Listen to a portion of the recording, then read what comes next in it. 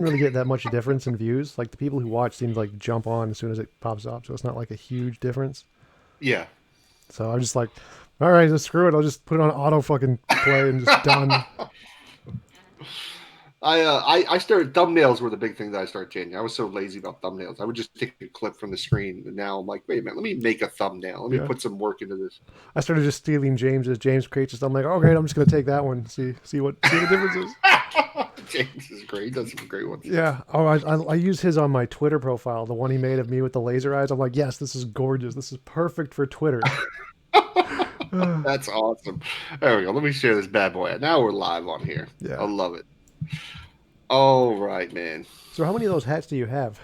About just funny. Oh, how many do I have? Probably about 15. Wow. Yeah, it's Wow. stupid. I have a wall in my room that I've used thumbtacks, and I just I wear like two main ones for the show, which I don't know where the other one is. Probably sitting on the couch over here. I have a backup one that's my famous green one Yeah. that I used to wear. That's backed up. I have a one sitting in plastic. This is what I got for Christmas, but I got like 15. I put them all on a wall. I have a wall of like almost like a shrine of hats that I can go in and worship. You should put them like I'm not behind you, like put them behind the paintings, like just put the hats everywhere. It's not a bad idea. I've been thinking about switching this up. I mean, I've had this same thing up for a while and Yeah. doing something like a little different, but I don't know. I got to commit. I got to commit to doing something a little different on the channel, man. But yeah, I really like the black one. I like the new hat. It's nice. Thank you, my man. I think this is from my mom and pops. Yeah. They always every Christmas they go and get. They usually get me a hat. Uh, we have a place, so I live near Disney World Oh down yeah. here in Orlando, Florida. Florida. Yeah, and there's this thing called Disney Springs, which is a large like shopping area for Disney, and it's got all these cool restaurants, bars, shopping. But they have a really nice hat shop that has all these specialty hats that are really cool designed, and they get a lot from there. They're really good quality, good material, and it's funny because my last job I had would let me wear a hat, Oh and yeah. now I'm worried with my new job that I'm getting whether I will be able to wear a hat. I got so used to it. People didn't even see me without a hat for like It's just a part of you. like 7 years. Yeah, it's become a bro. I don't. Yeah, I really like. This is when you see Skylar picture. This is what I look like in public. This is all. I'm wearing this in my Raptor Jesus sweater as I walk around. Yeah, I can't even picture you without a hat. It's like it would be weird. No, there's like one video you'll see me without a hat on, and Yeah, I don't know what I was thinking. it'd be like picturing me without my chair. Like, be like people be like, "Who are you? Who's this guy?" Yeah. I love it. I need a chair like that. I need a comfy chair that I can just sit back and be like, oh yeah, this is. I'm in this like awkward chair that's not. It's kind of ghetto rigged. It kind of keeps lowering. It's a cheap chair. I need to invest and buy something a little better Yeah. than this. But yeah, man, no, I feel you on that. I need a comfy chair that works better. Yeah, I really like this one. I used to do the gaming chairs, but they're not really that comfortable. They're really expensive, but they're really not that great. They're not. No, they're not. Like this thing was like $200, I think, for this chair. And it's like it's still not great. Like if you want something super like, and I'm a big dude, man. So like it's these things tend to be smaller, built for smaller people and things Yeah. like that. So I tell you, man, yeah, I need to get something like yours. But then it would block out this whole beautiful hat wall and whatever I have behind me. Yeah, I've been thinking about like just putting my camera like up above my TV so it just gets the entire chair and my background. Just zoom out a little bit. Bad idea. You could do that. Yeah, this chair is freaking huge. I can actually zoom out a little bit right now. Just doink. There Oh you go. There yeah, you see go. that's not bad. Yeah. Yeah. Oh, you play guitar. You play guitar? Yep, I play a little bit of electric guitar, just tabs. I hate doing chords. Chords, they're so boring. But I love doing tabs and just solos and stuff. I haven't played guitar in a while, but when I got a guitar when I was like 13 years old, which was I remember begging my parents for one. I got one, and I still have it. Actually, funny enough, my wife got it rewired, cleaned up, and everything for me a couple of years as a Christmas gift. Unfortunately, I haven't been playing it, but I was I got really good. I got pretty decent, is what I should say. I love blues music. I used to love playing like blues guitar. I was in a punk band called Synchronized Swatches. I don't know if Yeah, you ever seen the Parker Lewis Can't Lose TV series. yeah. They used to have this thing called Synchronized Swatches, and it was a shitty band. Don't get me wrong, we didn't do anything. Like we basically played in the garage, and that was about. I don't even think we ever played a live show or anything like that. Yeah, I love doing classical. Hearing classical on electric guitar just makes it like 1,000 times better. I just Oh love yeah. playing like Bach and Mozart, and then adding in the bends and then the pinched harmonics and stuff. And that's so cool. That's my hobby. See, I never did anything. I wish I would have done that. I did a lot of blues. I love Jimi Hendrix.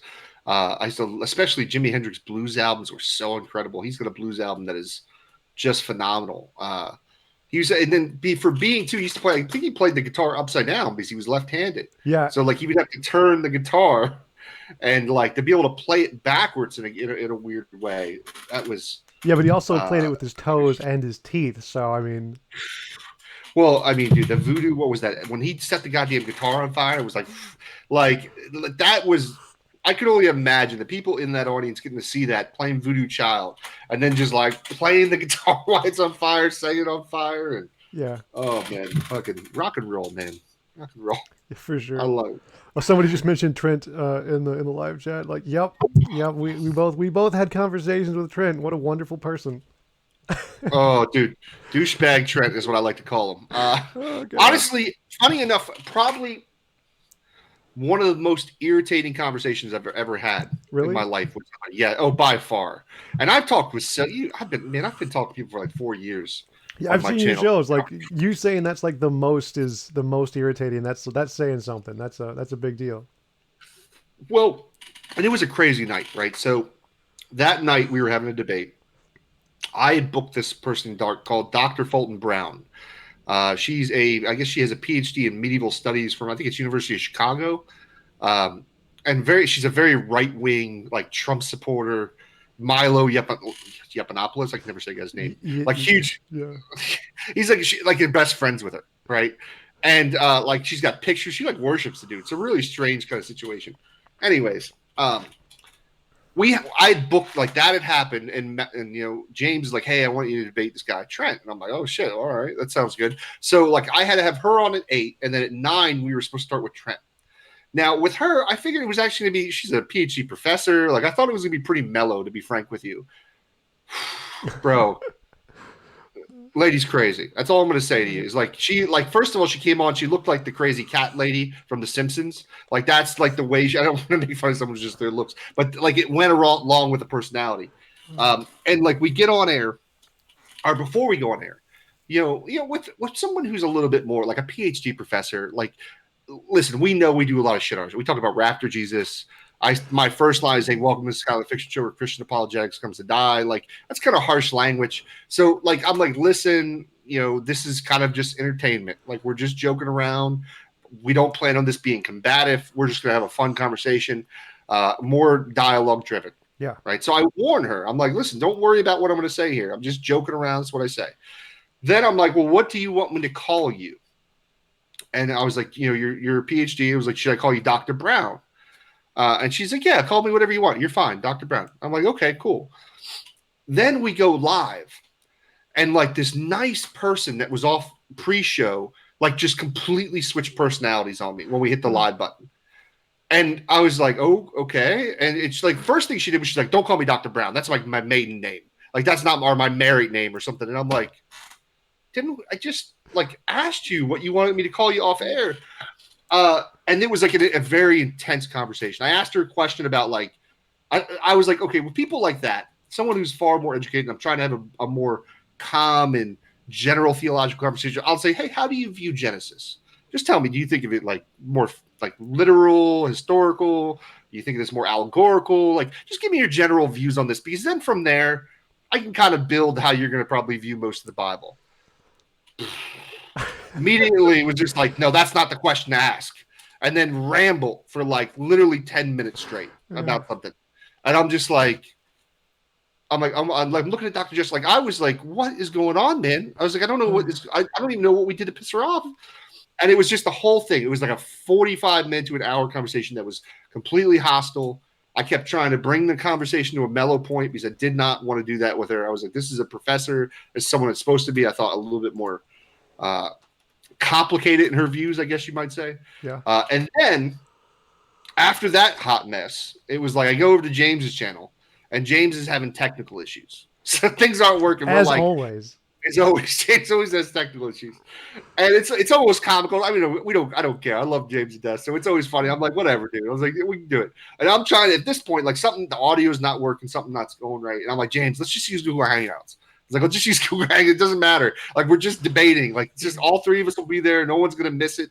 these extra graphics, and we're literally off air for an hour trying to work out these technical problems. So we start at 10. So I'm already exhausted, been working all day, doing all this. Just finished your other debate. You just finished this other awful debate with Rachel Brown, Dr. Rachel Brown. Um, funny also story. So we're, me and Cameron Bertuzzi from Capturing Christianity, I basically gotten him to agree to a debate, and he backed out of it. Really, Cameron? You got him to agree to a debate? Yeah. Well, I did. He was like, well, we can write our arguments down first. Like I really had to like baby him. I had to really be like, okay, well, listen. He's like, can we write our arguments down? I was like, yes. He's like, then we can read our arguments. I'm like, yes. I was like, as long as we get a little bit of cross-examination. That's all I want. I want like a little bit of cross-examination. So I get him to agree. And I was like, dude, we can do, I was like, if you feel more comfortable, do a 2-on-2. Myself, Dr. Josh Bowen, you can pull Mike Winger or whoever the fuck you want to pull that you're good friends with. I get him to agree to it. And then he basically says, hey, I couldn't find a partner that I thought would match the feel of you or something along those lines. I'm like, okay. I was like, well, I mean, I could wait.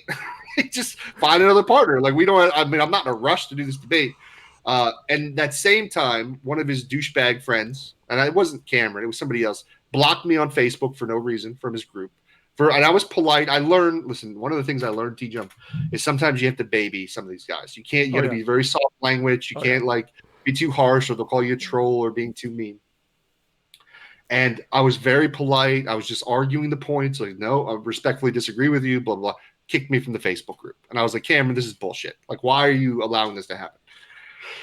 Anyway, so all this happens. And then I can have a little fun with my audience sometimes. Every once in a while. So I was like, hey, I did this video called Run, Cameron, Run, and I photoshopped his head on, Forrest Gump. Real. And I told my audience, I was like, hey, just go over to his channel. Tell him that you're interested in seeing us debate. And they kind of overwhelmed him. Like they went to all of his videos. They spammed the shit out of him. And it went really, really bad for him. He was not very happy with me. So anyways, I say all this. Now we're off air, right? So we're all in this room. There's technical problems. Like, I've never met Trent. Like, I've seen him with Aaron Raw, but I didn't really. I watched a little bit of you and him. I don't know. Yeah, you had debated him at that point. I think I watched a little bit of you and him, but I didn't watch the full context, right? I saw him being a little douchey with Aaron, but I didn't really watch too much of it. And he seemed okay off air. I was like, oh, he seems all right. I don't think this will be a problem. Well, the technical problems started happening. And then, like, all of a sudden I see someone, like, calling him. And I'm like, and he gets on the phone. He's like, hey, what's going on? He starts talking to somebody. It's Cameron Bertuzzi. And I'm like, yo, tell him I said hello. so like, he's like, hey, design. And I'm like, yo, is that Cameron? I was like, yo, tell him we should have a conversation. I was like bucking with him offline. So we get to the debate, and that's when I was like, oh, Trent is not going to answer any questions. Like, he's going to pretend like he doesn't understand what I'm saying. Listen, I openly admit I'm not the most philosophical person. I don't know philosophical jargon, the terms sometimes. It is to a detriment to me. I'm getting better with it. I can understand when people just plainly speak to me. Like, if you just talk, if you explain something, here's what I get nervous. I don't know, TJ, you're very philosophically minded. I get nervous when people say something to me, like they try to label me as something, and I don't know all of what's entailed within that. Yeah. Like, and I'm opening myself up to something that I don't want to be opened up to. So, like, what he tended to do, he would get so pissy about something like, he wanted me to put my argument in a syllogism, which, I mean, sure. I mean, that should have been, I should probably have had a syllogism ready. I just wasn't, any time I've ever debated on James's show didn't require that. I just didn't think about it. But I think that he just was, he was willfully ignorant. I know he understood what I was saying. I think part of it is my opening speech. I'm sorry, I'm rambling. I'll say this last thing. Oh, no, that's totally fine. I was actually listening to you the whole time at that point when you asked him to put it into a syllogism, and you actually asked him, could you put it into a syllogism for me? Like, I'm not philosophically minded. Could you do it? He's like, no, I'm not going to do it. You have to do it. And if you can't, well, then you just lose. Well, and I think what frustrated was in the beginning, I attacked his go-to arguments right away. I was like, listen, you're going to say it's like God has morally justified reasons. I'm fine with that. You need to give them that. Don't just say morally justified reasons and then that's the end of the conversation. Because what does that do? right? If we're having a debate on the problem of evil and you're just going to say God has good reasons for it, okay, like where do I go from there? Like I possibly, but like, does that really answer? Does that really solve the problem? Yeah, it's like And I there's a mean, magic leprechaun, and the magic leprechaun has magical reasons for leaving me money on the table. That's why it's there. Like, sure, okay. yeah, exactly. Like, how is that helpful to the dialogue? So I went after that, and to me, and I don't know, maybe you can talk about this too. Like, the soul building theodicy is one of the worst arguments that I have ever heard. Yeah. To be frank with you, it doesn't work on so many levels. If there's anybody out there in the audience that isn't so familiar with this kind of stuff, like so often with the problem of evil, what the theists will say is that like suffering, pain, is a way of building your soul, right? Getting you to a place that you need to be of some form. And I mean, initially, there's lots of like. First of all, there's completely unnecessary suffering that doesn't build your soul at all, right? And that's where I literally in that debate went to the examples of children, babies with cancer, very harsh things, just to kind of get that out of the way. I'm like, this doesn't benefit children. It doesn't, people Yeah. starving to death as infants. That doesn't. There's no soul building there, and I don't know what you would mean by that, anyways. Yeah, like the Stephen Fry example of the worms that like lay their eggs in your eye and just eat them out. That's a pretty good example too. Oh God, that is a pretty good example. Yeah, you don't build your soul off that, right? And then the other aspect of it is like, why are you born with a deficiency in the first place? Like, why are you born at a place where your soul needs building? And I'm sure that even if we grant you that your soul needs building, like there are ways you can build a soul, I would imagine, that don't involve the Holocaust or something like that, like something as extreme as you would go. I find it. I don't know. I don't see any value in that argument. I think it's one of the weakest arguments, and I think that I went after that right in the beginning, and I think he was like, I don't think I'm going to be able to pull this argument against him, and I think that's why he just chose to be such Pedantic, a just like yeah. Well, let's say douchebag, but like that's kind of the harsh way of douchebag Trent, is what I like to call him. yeah, And the whole idea that for some reason God put all of this on us because this guy ate an apple. It's like, God could have given us the option to like a veto option. Like maybe we're just gonna have a democratic vote as the humans and say we don't really like this. Let's do something else. No, it's all on Adam and if he eats this apple. That is the perfect way to institute the system. It's like there's an apple and there's a tree and an Adam and that's it. No democratic vote. Nah, who needs that? no. Well, yeah, I mean the whole idea of federal headship, like this idea that like two people are responsible for all of human existence, like we would never use that in any kind of human system. Like we would instantly you would be like, no, that doesn't seem correct. This doesn't seem moral. It doesn't seem just. Like punishing the children for what the parents do is just unacceptable. Yeah. So I don't know where they get the idea that it would be acceptable to do that. I mean, and then once again, this is the problem with Christianity. There's so much issues when you take such a literal view of the Bible and you look at it as historical narrative, as if like this is all actual history of what happened. God created that system. God created a system where a sinful nature, or sinful nature is the best way to use it, would be passed on to its children, Adam and Eve's children. Like I don't think many people would have an argument if you were just like, okay, Adam and Eve were well aware of God. God gave them a command. They disobeyed it, and then God punished them. Like I might be able to be like, okay, all right, it's reasonable at least, right? But then when you say, hey, what God did was create a system to where now this original sin, the sinful nature would be passed on, and as soon as you're born, you're basically worthy of hell, and you need saving.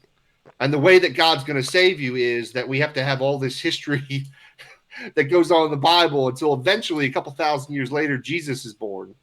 And then God chooses to die on a cross. God come into the flesh, dies on a cross for a little bit, just a little bit, because he comes back and gets to go to heaven.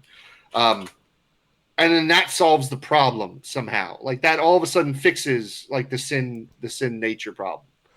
Yeah, he went on the cross for a few hours, and then he laid down for like a few days, and then poof, like we're all done now because the physical. We're saved.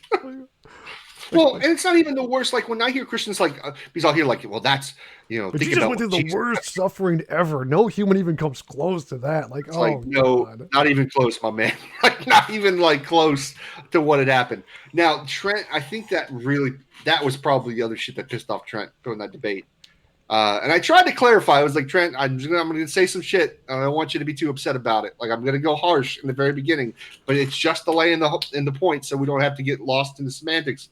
And I used that story of the woman in Austria. I always forget her name, but it's a woman in Austria who was basically, as a child, locked in a basement by her father, almost like a secret dungeon. Basically, it was an underground kind of bunker.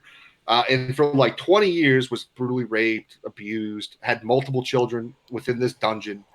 Some of those children were kept in the dungeon. Some of them lived. Some of them died. It was just an awful human existence. And finally, this guy just what happened? He was like 20 years. I can't remember if he died naturally or some shit happened.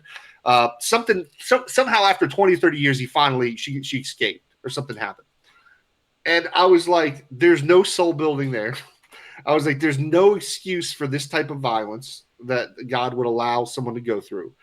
There's no way you could have a loving God do such terrible acts. And when you think about it, what would it have taken of God just to stop it? Like, just, hey, maybe like make a Christian aware of some suspicious activity going on with a guy going in his basement or some kind of underground bunker. Like anything. Make the guy's heart stop. Like, fuck, you've killed other people in the Bible for less. Yeah, I mean, like you helped Janice find her keys. I mean, you could have done this, right? You help that minister get a helicopter. Yeah. Like, you know what I'm saying? Like, why can't you like stop a guy's heart, right? But I mean, that's but morally justified reasons. That's what you got to remember, TJump. There's always morally justified reasons for everything, and it's absolutely, in my opinion, just it's just so silly. I don't know. Especially, I don't think people look at the Bible and think it's at all rational.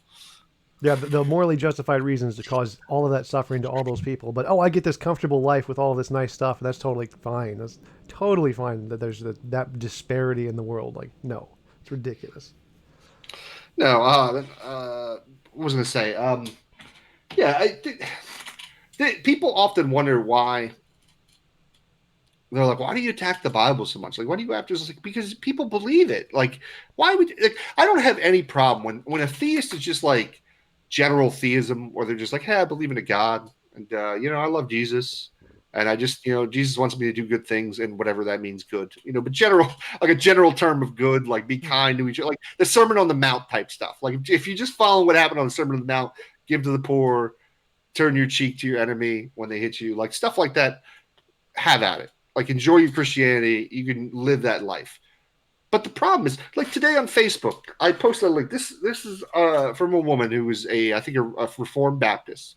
And she was talking about women breastfeeding and exposing themselves was immoral and basically dangerous in some sense. And that, it's the like most immoral thing you can do, I think is what she wrote. And I'm like, really? Like, that's what you would consider the most immoral? I mean, actually, I think it's funny just to kind of read it, like this kind of insanity as it goes. Let's see. Unpopular opinion. A woman fighting to nurse openly in public without covering up is the definition of immoral. Loose women, a God-fearing woman, would never consider it natural to reveal her body in public, no matter what the context. That doesn't even make any sense. Like, well, you know what it is? It's like, it's weird that they're the ones sexualizing breastfeeding, right? Why are you sexualizing something like that? There are tribes in Africa, and well, not even just in Africa, lots of places where women openly wear no clothing. Like, it's not a sexual thing. Yeah. We've made it into a sexual thing in our culture in a lot of ways because I think we repress sexuality in a lot of ways. But the fact that like that's the kind of person that goes and complains to a woman breastfeeding in public for doing it in public. Like, it's like, dude, like, did you ever breastfeed your kids? Did you ever and that's up to the woman. Whatever she wants to do, that's fine. She wants to cover up. She doesn't feel comfortable with it. But like, if she if she wants to leave it out, and who cares? Like, it's not a sexual thing. It's just the fact that Christians look at it that way bothers me. Well, yeah, right? They're just taking their own values and what they like socially and saying, well, God mandated this, therefore we should all do this stuff that I think is appropriate. Exactly. Well, and oftentimes the thing that really got me involved a lot too was the anti-gay thing, the anti-homosexual thing that still kind of goes on. That happens a lot. I mean, not letting gays, not wanting to give equal rights to gays to marry. In Florida for the longest time, it was illegal for gay people to adopt children. And it's like, why? I mean, why make these kind of rules that hinder people like that? Having two loving parents isn't gonna like. It's not like having gay parents doesn't make you gay, right? Like seeing gay people kiss doesn't make you gay. There was a comedian that made a joke about that one time. It was like, could you imagine if it did? Like, like if you imagine seeing gay, like, then that would be hilarious. Like, there'd be a lot more gay people. But that's not how it works. It's like no one's going to be gay, and it's not even a bad thing to be gay. Like, fuck it. Like, let people live their lives. You know, like Yeah, it's the same kind I of don't know. like bigotry and stuff. People didn't want like African Americans to adopt kids for the same reasons. They're just it's something different and not what you value or your what you were brought up with. Therefore, we just have to make it outlawed and it's so weird. So Uh, in the what was it? It was it Fall? Was it Falwell's church or school, private university that they outlawed interracial dating for a long time? It yeah, was actually yeah. recently. Um, I mean that they don't. Well, Christians don't like to acknowledge that. They don't like to acknowledge some of the history that went on with that, and the idea that like interracial marriage was not a thing that they supported It's not within it. true Christianity. They're not true Yeah, Christians. It's like the Crusades. They weren't true Christians. The witch hunts. No, they weren't true Christians. Like the whole thing with Galileo and Bruno Giuliano. No, they're not true Christians. Like yeah. they're never. Yeah, it never seems like anybody's true Christians except for the person speaking to you, right? Like you have.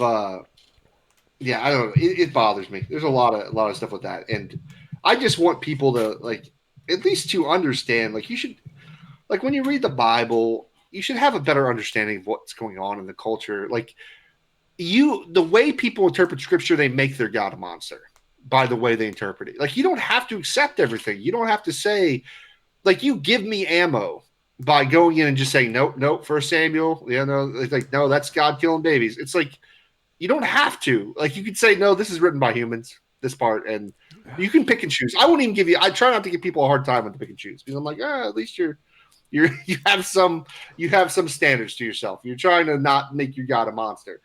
Dude, that's what I was saying. When you had Paul Copeland on the channel, I was like, oh my lord, it would take every. You've probably read the book? Did you read God is not a moral monster? I think so. Before I had him on, yeah. So every Christian that I talk to is constantly like, read that book. Like this is the standard to which whenever there's a monster, like an argument about how awful God is in the Old Testament, that's the book Christians tell you to read. And so I'm like, fuck it. I was like, I'll read the damn book. Like I was like kind of annoyed with it. I'm like, all right, I'll read it. So I do a lot of audiobooks. I listen to all my books. I drive a Oh yeah, lot. me I'm too. picking up kids. Yeah, that's the way I do. It's easier for me, and that's what I do. So I got an Audible, and I got through about two chapters, and I was like, fuck this guy, because first of all, the first chapter was just talking shit about atheists. Like it was just a whole chapter talking shit about atheists and new atheism, which I'm like, this isn't relevant. Like this isn't relevant to you having a book about telling us why God's not a moral monster. And then the second chapter, he started to get into some things, but it was just more shit talking about atheists. Like it was more about just saying atheists don't view the scripture right. They just don't understand it, right? And I was like, I told Dr. Josh, I was like, dude, he's like, yeah, you should read. I'm like, no. I got halfway through, I was like, no, I'm not doing this. Like, this is such a waste of time. And in the end, like from what I understand, he just tries to call a lot of what happens in the Old Testament hyperbolic, like that was this war speech. But that's not how it worked. Like the more you look into it, like especially the verses I'll go into, like First Samuel. I think that's just the like if someone's really going to argue, First Samuel is the most clear cut, like defined exactly what God's ordering people to do. It tells you what they did. In fact, in that particular scripture, when God says, "Hey, go kill all the Amalekites," He tells you to kill infants and children. Specifically, it tells you to do that, right? But and then it goes as far as to tell you that He did kill everybody except for the king and some of the best livestock. And then those people are punished for keeping some of the best livestock and keeping the king alive, right? That's not hyperbolic language. Hyperbolic language is usually after you win, you use that language. You would go in and be like, yeah, we fucking killed everybody. We destroyed everything. Or it's like a war prep speech where you're prepping people to go into battle. That scripture isn't hyperbolic. It's just straight up telling you what the history was from the context. Like, hey, this is what God said. This is what they did. This is this is what they're punished for not doing exactly as what God said, because they saved a couple animals and the king.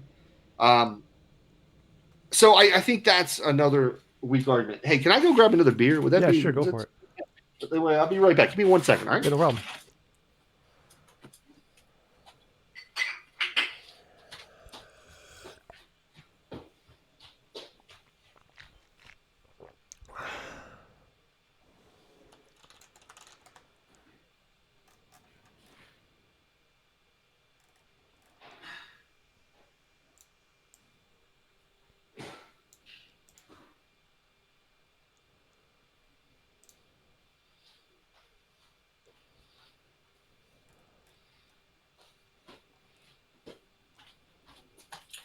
All right. Sorry about that, man.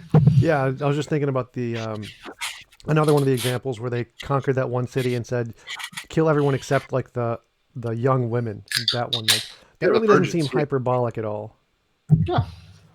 Well, yeah, exactly. It's like, well, I mean, but when you put things in the context of the ancient Near East, the stuff makes sense because that's just how the people were. That's just what they did. Yeah. Like that's what you would do. You go to war.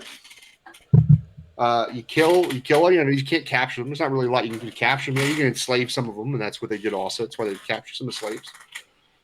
Um, you kill little boys and the children because you didn't want to feed them. You didn't want to raise them, basically.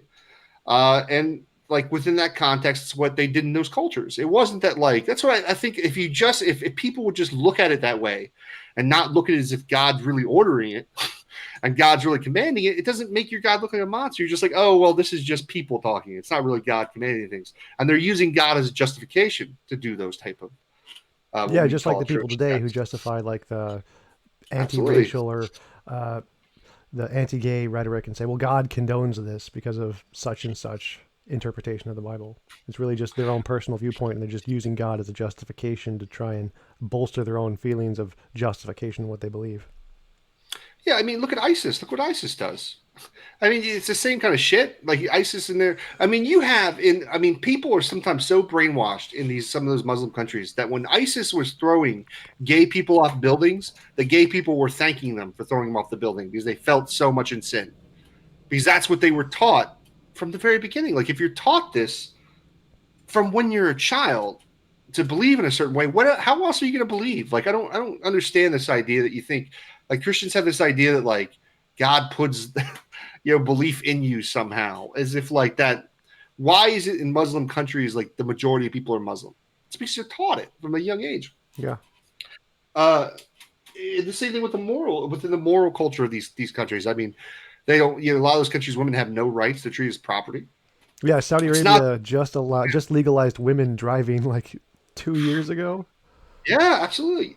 And what's crazy is like Saudi Arabia is like a modern, in a sense of technology and modern living, like very modern country in that sense. But their religion dictate their theocracy. So their religion is their government is dictated by their religion. Um, I mean, you go to a shopping mall that looks like super high tech. They're fucking rich as fuck over there. They have all this money from oil and stuff. And these malls are super nice malls. And then in the food court, you have a whole section where women and children eat, and then you have a section where the men eat. Yep. Like it's completely separated like that.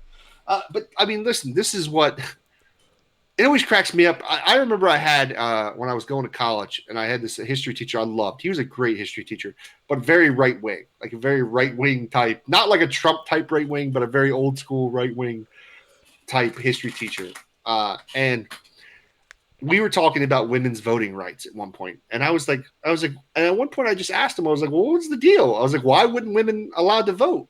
And like, why were they considered less than men in that sense?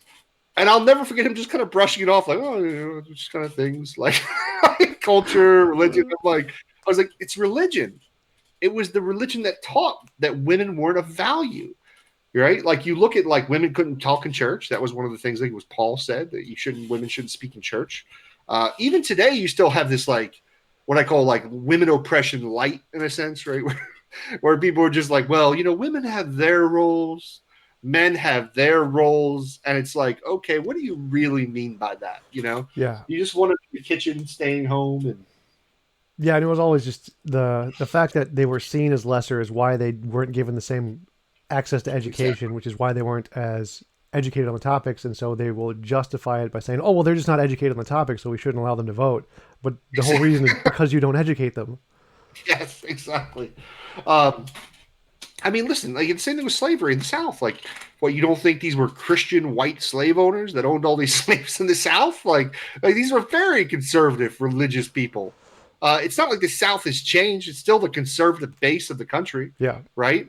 Um, when you get into politics, maybe out west is a little different. You get more the libertarian type conservatives that are just more anti-government type things, which I respect a lot more than I do with the social conservatives.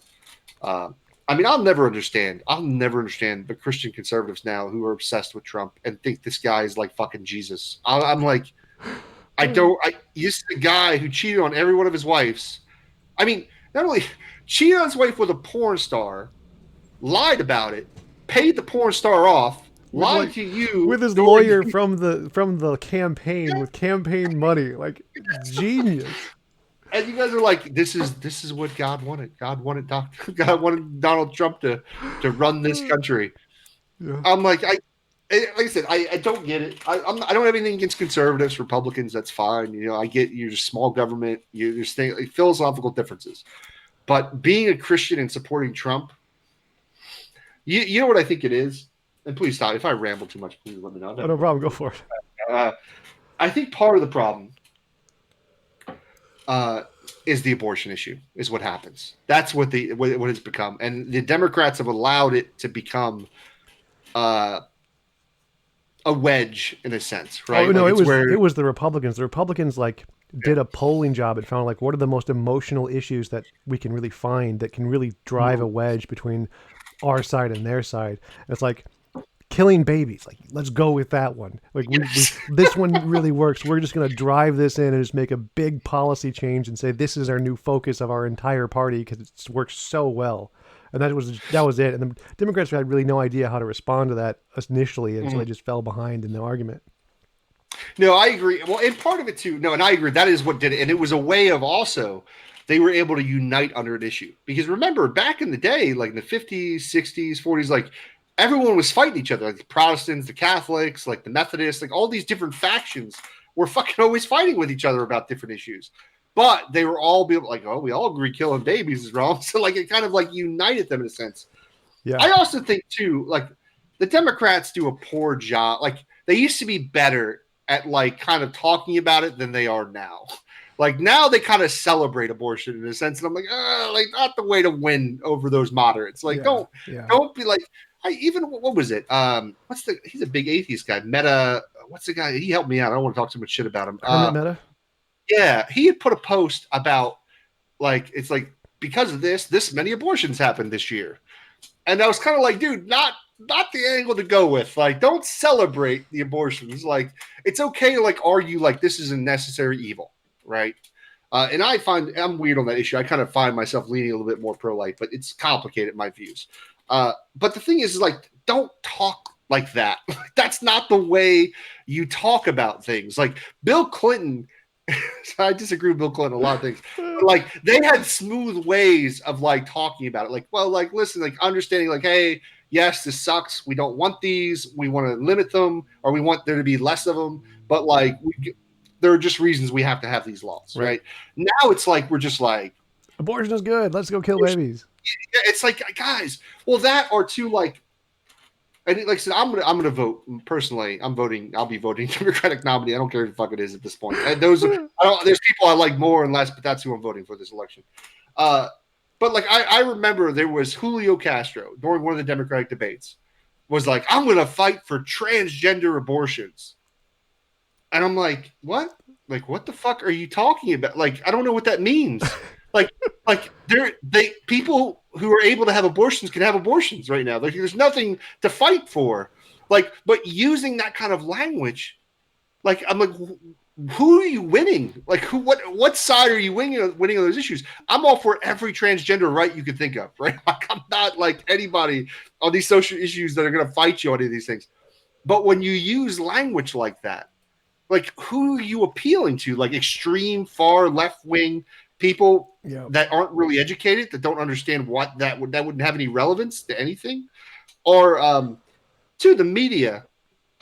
Well, that's probably it Uh, too. The media, because they eat that shit up too.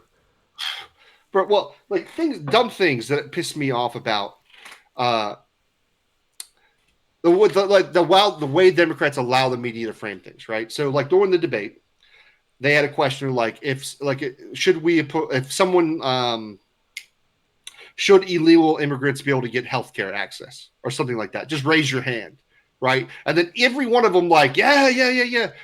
And like I'm like, wait a minute. Like think about how this is going to look to people. Like think about what you're saying too. Like take a moment, don't raise your hand.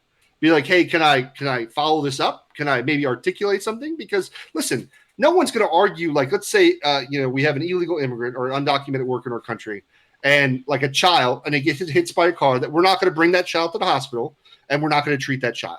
Right? No, people aren't generally going to argue for that. There might be some cold-hearted conservatives like fuck the kid. I think Democrats, liberals aren't going to make that argument, right? Yeah, for sure.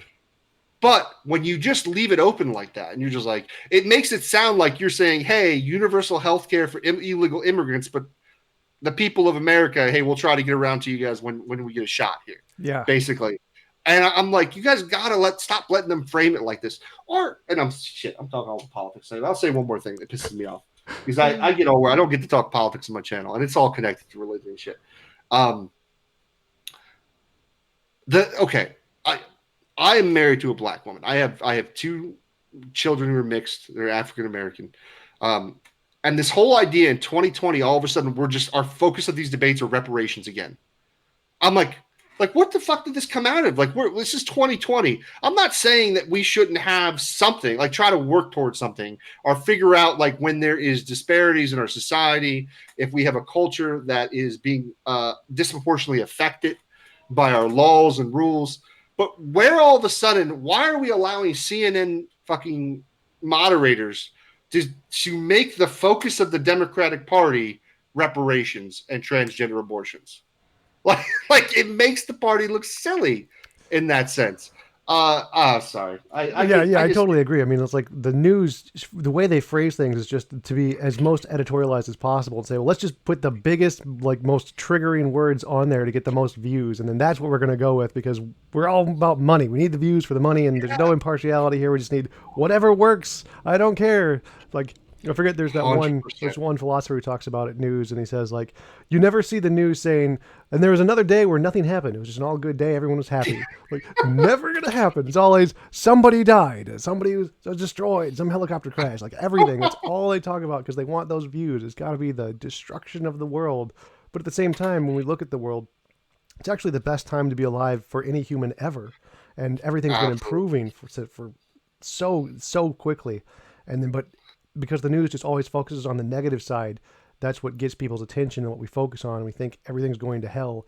And that's why people like Donald Trump get elected because everything's so terrible. We need to elect someone to really try and shift the way things are going. The Mexican gangs are killing people and stealing your jobs. It's like, dude, listen, bringing in the low drugs. income conservative Republican, like they're not stealing your jobs, man.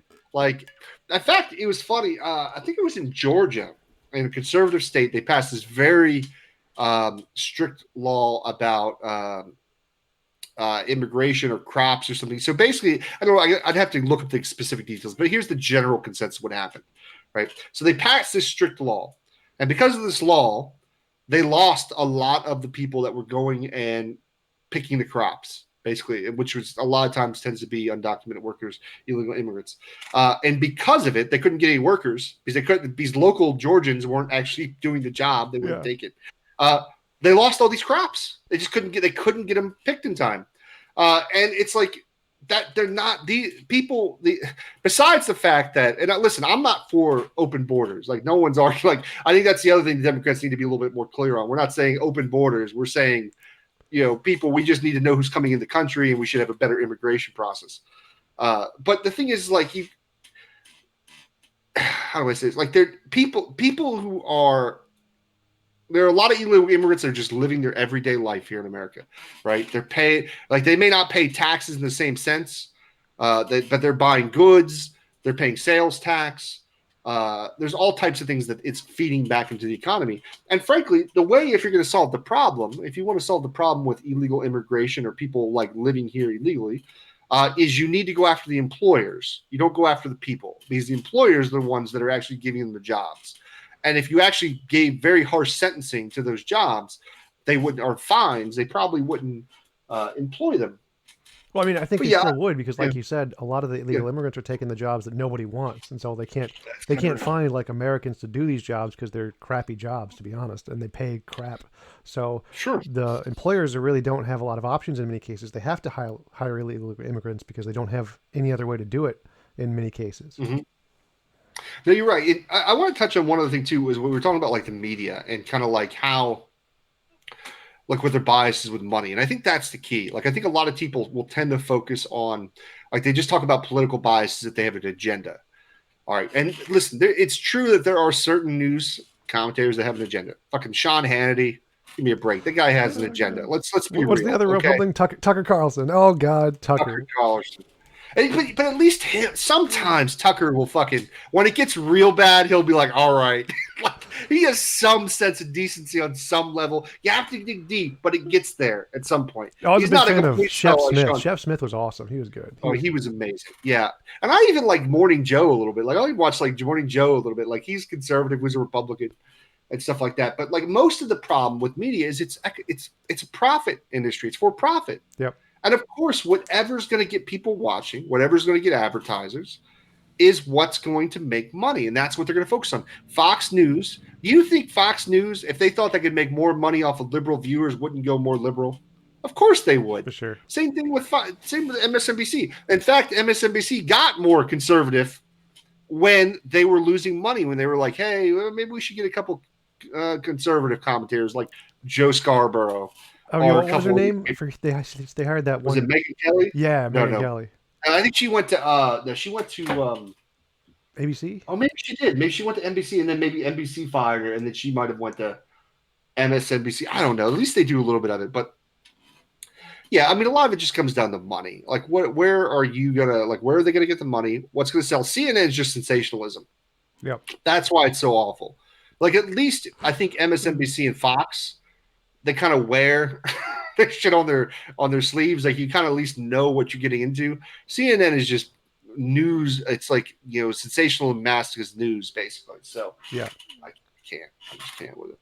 Yeah, and it's such a huge problem because all of the like genuine news agencies, the small like mom and pop news agencies, no one really watches them or buys their newspapers, and so they're dying off like everywhere in the country. All the little news places are just dying off, especially with like the internet and stuff, where people can get news from Facebook. Just the most greatest place to get news ever, the Facebook page.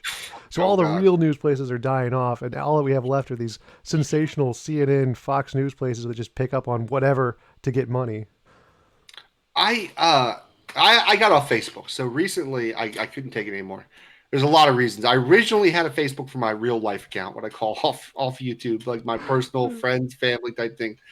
And at first it was because I was letting shit like from YouTube bleed into that, like talking about religion and politics. And I was like, this isn't good. Like, these people are the people I love and care about. Like, I don't need to do this with them. And honestly, I just got tired of all of it. And I was like, I'm out. I got rid of it. And I don't like Facebook as a company either. I try not to contribute to companies that I don't respect or like. So I had one for the Skylar Fiction Show for a while.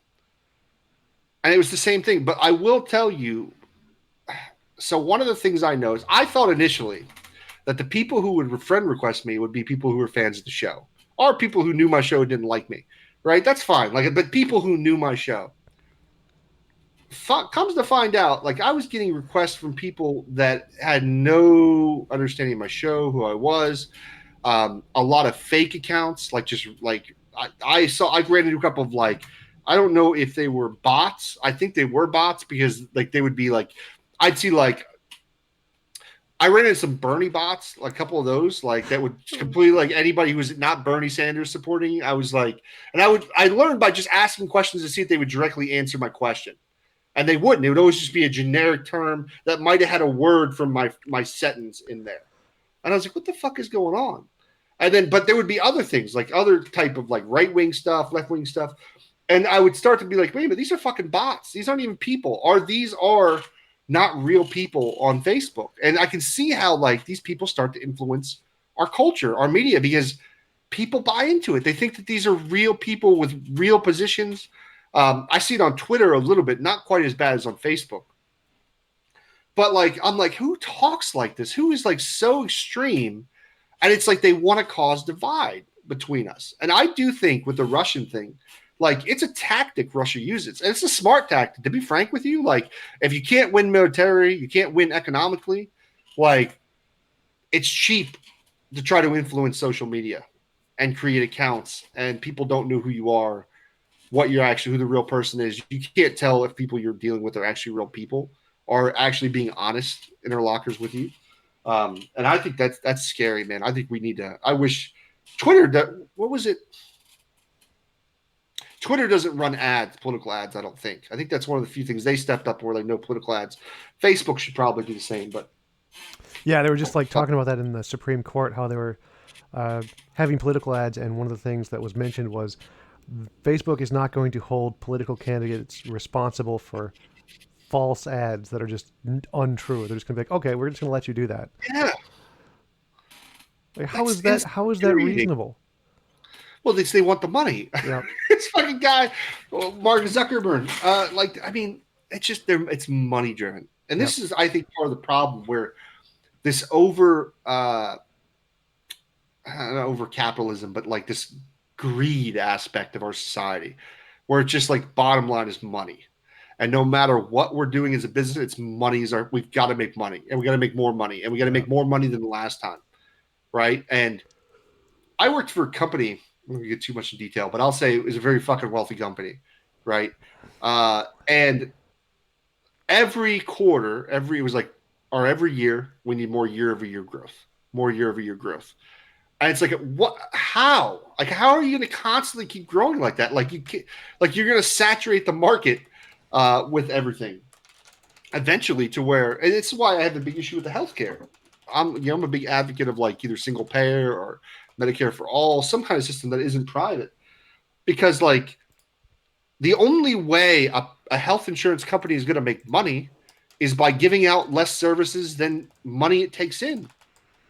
That's the idea of capitalism. You take more money in than services you give out or products you give out. Yeah, that's the big thing. Insurance companies want to get everyone to buy insurance who doesn't need insurance, and want the people who need insurance to not buy insurance. Yeah. I had to argue one time. I remember before Obamacare passed, my wife had a pituitary tumor when she was younger.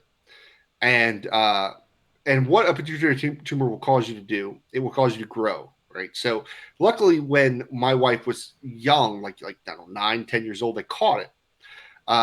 But she now, because of it, she's like 6'3", like she's a tall woman, right? Wow. But she would have been, yeah. So I think Andre the Giant suffered from it too. They just never, he never dealt with the shit. I think it's why he died so early, was part of it. But he had a pituitary issue. But they caught it when she was younger. So she was able to go on medication to stop at one point, and they dealt with the tumor. All right. Now the thing about it is at some point they asked her to get back on medication for it. Now, if eventually your body can't grow anymore, you're not going to grow any taller, you're not going to get anything. So what will happen is your bones will grow larger, and your bones will start to fucking basically cave in your chest. You'll suffocate you. You'll have all these kind of organ failures, things like that. And we went to I had good health insurance through United Healthcare. Paid from a tech company that I was working for at the time. So this was much later. You said she originally got the treatment when she was much later. So this is like years later. Yeah. We're talking now. We're like, I mean, she was like 10 there. This is like, she was in her 20s now at this point. And we go and we're like, hey, we got health insurance. When the doctor says we need this, and they were just like, yeah, we don't cover that insurance. We don't cover that medicine. And we're like, what do you mean? What do you mean you don't cover that medicine? Like, she needs it. She's gonna die if she doesn't get this medicine. Like, yeah, we just don't cover it. And I'm like, well, how much does the medicine cost?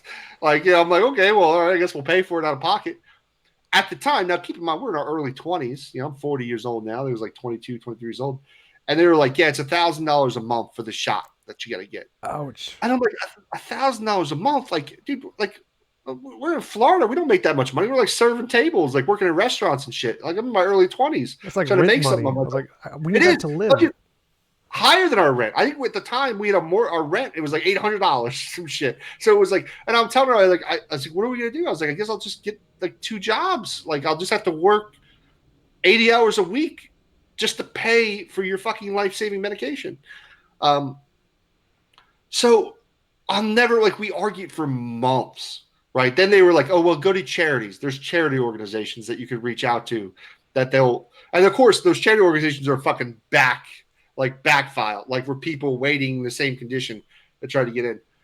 And we waited for months because, and actually, funny enough, back then I was a conservative. I was a Republican. I used to vote Republican constantly, and I was just like small government. I kind of bought into libertarian shit. And after that, I was like, absolutely not. These corporations need to be regulated, like because there's no good reason $1 billion insurance industry can't pay for life-saving medication that you're paying already. I mean, depending on what I was paying at the time, $200-300 a paycheck probably at those times. Already paying into health insurance, completely covered by a good company. I can only imagine some poor schmo who has shitty insurance at that time. That was just like, oh, we're not even going to pay for you to see your doctor, basically, or something like that. But I mean, why was it? Why did they do that? Because they wanted to make a profit. I mean, Well, they didn't was just want to more. make a profit. They wanted to make like ridiculous profit, like so much profit they Mhm. can just do whatever the hell they want kind of profit. Same thing with that, like what was it, Martin Scarelli or whatever, who just jacked up the price on that one drug. Oh yeah, insulin. Well, no. It's like a cancer drug or some shit like Yeah, that. There's the guy also who bought the Wu-Tang album that was like got really rich. Fucking, he was like the poster boy of greed, and he was on a like he was just excited about it. He's like, fuck yeah, I'm fucking greedy, rich. He's like, I'm living in fucking mansions and driving Corvettes, and like he had no apologies about it. yeah. He was like asked like, Um, why would you? How could you do this to like all this many people? He's like, because money. That's why. And he's just smiling the entire time, like just laughing. Oh shit! I think he ended up in jail though. I think he got something. Something happened. I'm like, man, if anybody deserves that shit, that was this fucking scummy guy. Well, even like insulin prices, like certain states now are getting to the point where they're like, they're making laws to limit insulin prices Yeah, because this is the problem with sometimes with capitalism. Is like, listen, insulin isn't fucking like made of like meteorites, right? Like it's not like some kind of raw materials that are impossible to kind of like get a hold of and are super expensive to like manufacture. No, it's super cheap to make insulin. Like most countries, like even like third world countries, like India and shit like that. I don't know if that's a third world country, but like places in India, I think they regulate some of the prices of insulin in a sense, as far as that goes. yeah. Like And now, epinephrine too. Epinephrine here it costs like $300 a month, 150 mhm. per shot, whereas you can get it in Mexico for like $75 for both of them. It's like, Like in Mexico, right? The thing is, it's funny, is they talk about like the argument is you often hear is like, well, why we can't get rid of our private healthcare system is like, what about the innovation? yeah, the What innovation. We about do the all the innovation? innovation in the world. Most of the time, a lot of the stuff that we're curing disease and stuff is government funded in universities. So Yeah. first, that's ironically enough. First of all, second, like you know what's gotten cheaper in this country? Plastic surgery, right? Like because a lot of people get that shit, right? But when you deal with some kind of obscure disease or random genetic issue, you don't have a lot of people getting it, right? So like you're not. It's not like in a system where you have supply and demand, where all of a sudden you have this huge demand for it. There's not a lot of people suffering from it, but like we should still value those people's lives. Like and think, hey, well, even though there's not a lot of people, maybe we could deal with it. Have you ever watched? I know this is probably changing topic. It's interesting. Did you watch the documentary on Netflix about biohacking, like genetic code and changing the genetic Yeah, code? the CRISPR-Cas9, where you can go into the DNA, remove a section, and add in whatever you want in that Yes, section. this documentary is one of the most fascinating things I've ever seen in my life. It opened up worlds like I had no clue about how this shit worked. Right, I thought that like that was crazy complicated technology. No, Like with it, no, it is not. Like what was hard was the mapping out the DNA or the genome, mapping out the genome. But they did that. Once it's mapped out, it's mapped out. We know what the genome is. Problems like you have, it's just like it's not a DNA code, but like a software code. But in a lot of ways, you can kind of look at it that way metaphorically, right? yeah, It's a line of code, and like if a piece is missing, it's going to cause some kind of genetic problem with you, right? But these people in the documentary We're basically fucking. They're biohacking in their garage. They're buying like because it's illegal to do, but they've gotten like you can buy all the materials to do it yourself and do it basically. And it's cheap too. Like you can buy the CRISPR-Cas9 stuff, which is just a modified virus. Anybody can buy it. You can afford it for like several $100. It's ridiculous. Well, it was crazy to me is like, okay, so the government's got to fucking get on board with like allowing the test on humans at this point. Like, I get it. We need to be careful, but like, okay, like, but there are a lot of like, we could solve a lot of cancer issues, a lot of the documentary was interesting because, well, first of all, the guy, it was hilarity. It was a lot of funniness too, because this guy was like, they start the show with this guy talking about doing it to dogs, like changing genetic code to dogs. And he just looks at the camera. He's like, what I want to do, I want to make a dog glow. I'm like, oh my God, this is going to be amazing. But, you know, you think about like the implications of a lot of stuff. Like they had I think it was an island off of Massachusetts, where because of global warming and climate change, diseases like Lyme disease are spreading much more quickly because what happens is these ticks bite mice. These mice are traveling further distances in the United States. Like rats, people are getting these diseases, right? So these scientists are like, listen, we want to test this on your island, right? Because we want to basically, we can edit the CRISPR genes to where we can use CRISPR to edit your genes. And whenever these ticks bite these rats or mice, they will just die. And these rats will no longer be able to carry the disease. And the thing that I think they invented through CRISPR was this basically gene to where whatever modifications they make, their offspring will automatically have those modifications. Yep. Which was really fascinating to me. And they were like, listen, like if we do this, we could basically at some point we're going to eliminate Lyme disease and we're going to get rid of ticks. Basically, there won't be any ticks because they'll all die eventually out. And what's the first thing everybody says? You're playing God. Like you're playing God with what you're doing. And, you know, the scientists are trying to be they're just trying to be like, listen, we're just giving you the information. We're saying you guys got to decide this for yourself. And you can see the frustration of the scientists because of the silly things people are saying. And listen, there's some merit to like the idea of like we need to be careful what we do to our environment, because especially with something where they're going to reproduce and now permanently change the species. Yeah, exactly. There's some questions to be asked, right? But these people are like, you're playing God, and I loved it at one point. One of the scientists was like, listen, like we spray our crops with pesticides all year long to kill insects. So we're spraying this on the food we eat. And we genetically modify the food. Like we add certain kinds of DNA to the food we eat, which changes the food, the vegetables and stuff all the time. Yeah. They're like, we spend thousands and like millions of dollars on killing rats and all these things every year. He's like, why don't we just eliminate the problem? And it made so much sense. I was like, oh shit, it does kind of make some sense, right? Here's the shit that scared me. This was the shit that made me kind of laugh because I was like, what if somebody was just like started feeding you some kind of fucking genes? Because you could just literally, they could just feed you the genes. That's the crazy shit. Like imagine like your spouse or something just fucking every morning started putting some kind of gene shit in your drink, and all of a sudden you start growing a goddamn new arm, which is possible, which is fucking crazy. You can grow your organs back apparently with some of this gene modification. Well, normally it's you can take the genes and you can put it into a petri dish and then grow the organ, but it doesn't like grow inside of you. That you have to grow it separately.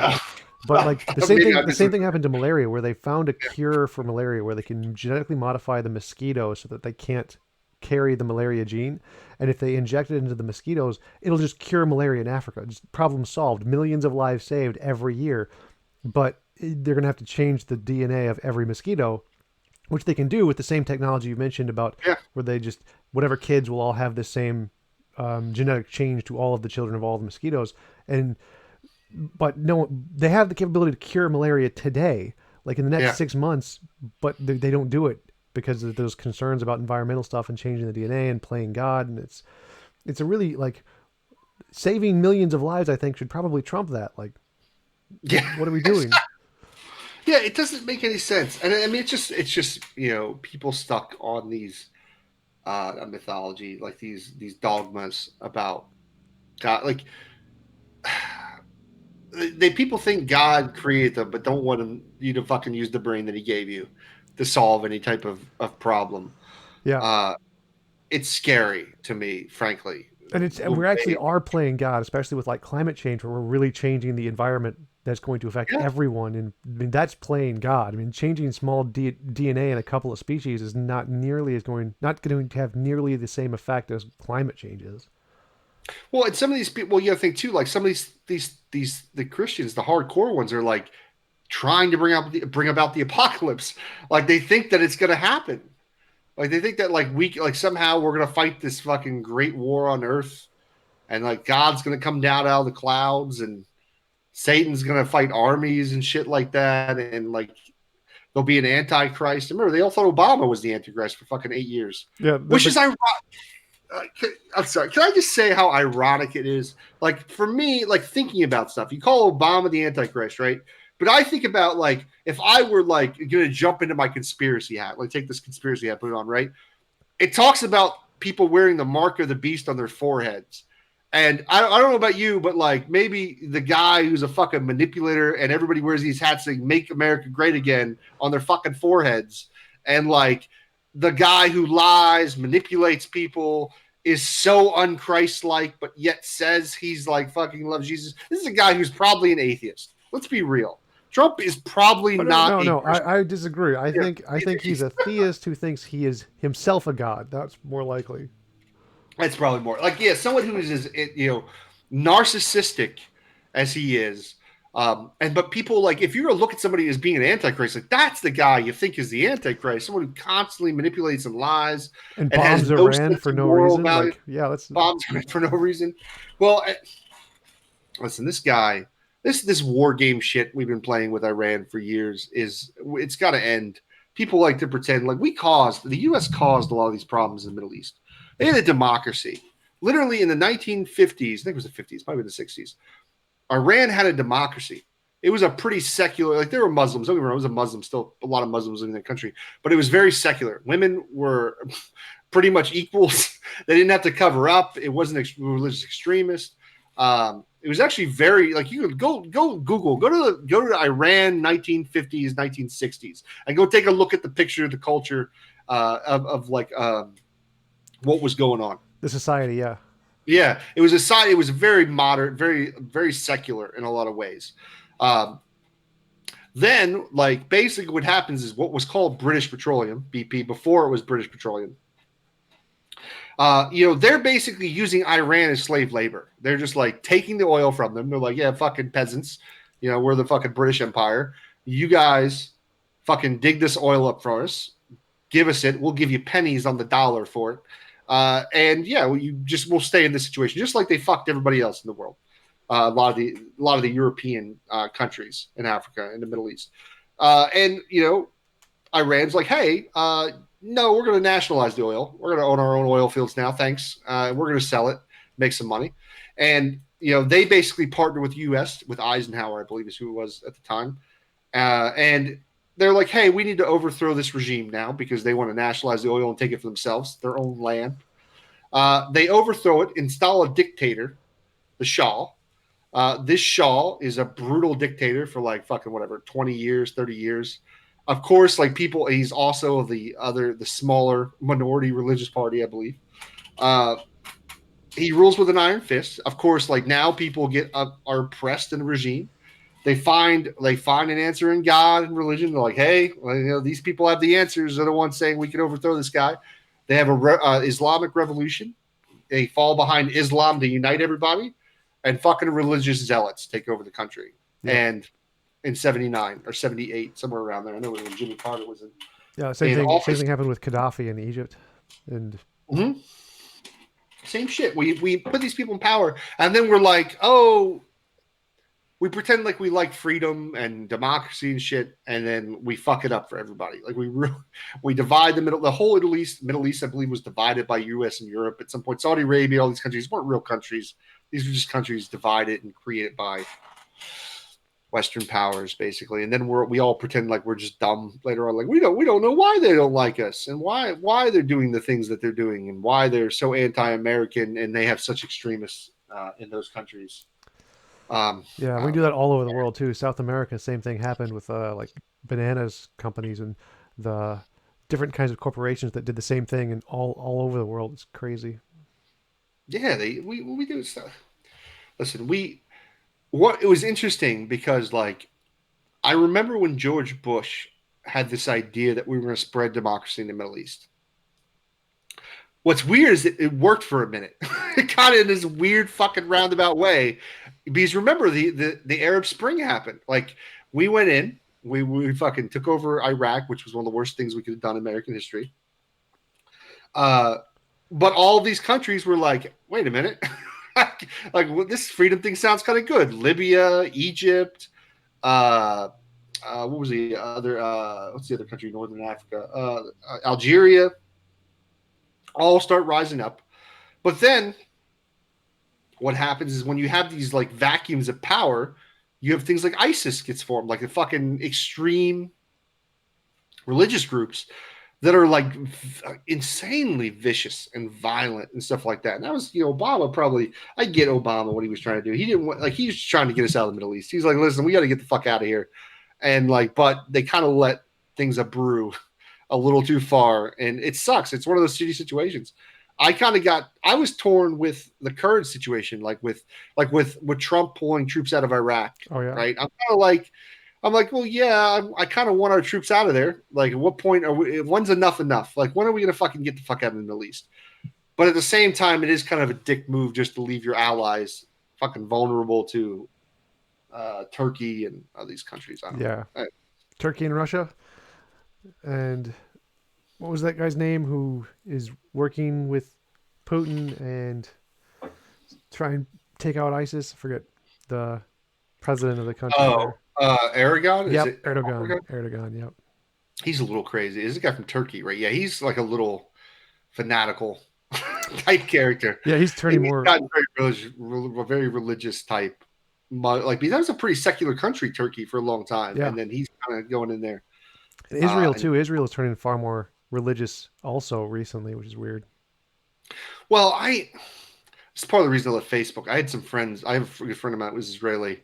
I still like him as a person, but like everything he would just post was just so anti Middle East, all these Muslim countries around him, and I get it. Like I get it. Like when you're fucking surrounded by people that are hostile to you, like I get it. It's tough. You're in a shitty situation, but also like you fucking kind of like you cage in a group of fucking another country, the Palestinians. No, it's not a real country. They don't consider it, but like you fucking wall in a group of people, and they have no fucking means of defending themselves besides suicide bombing and doing crazy extreme shit.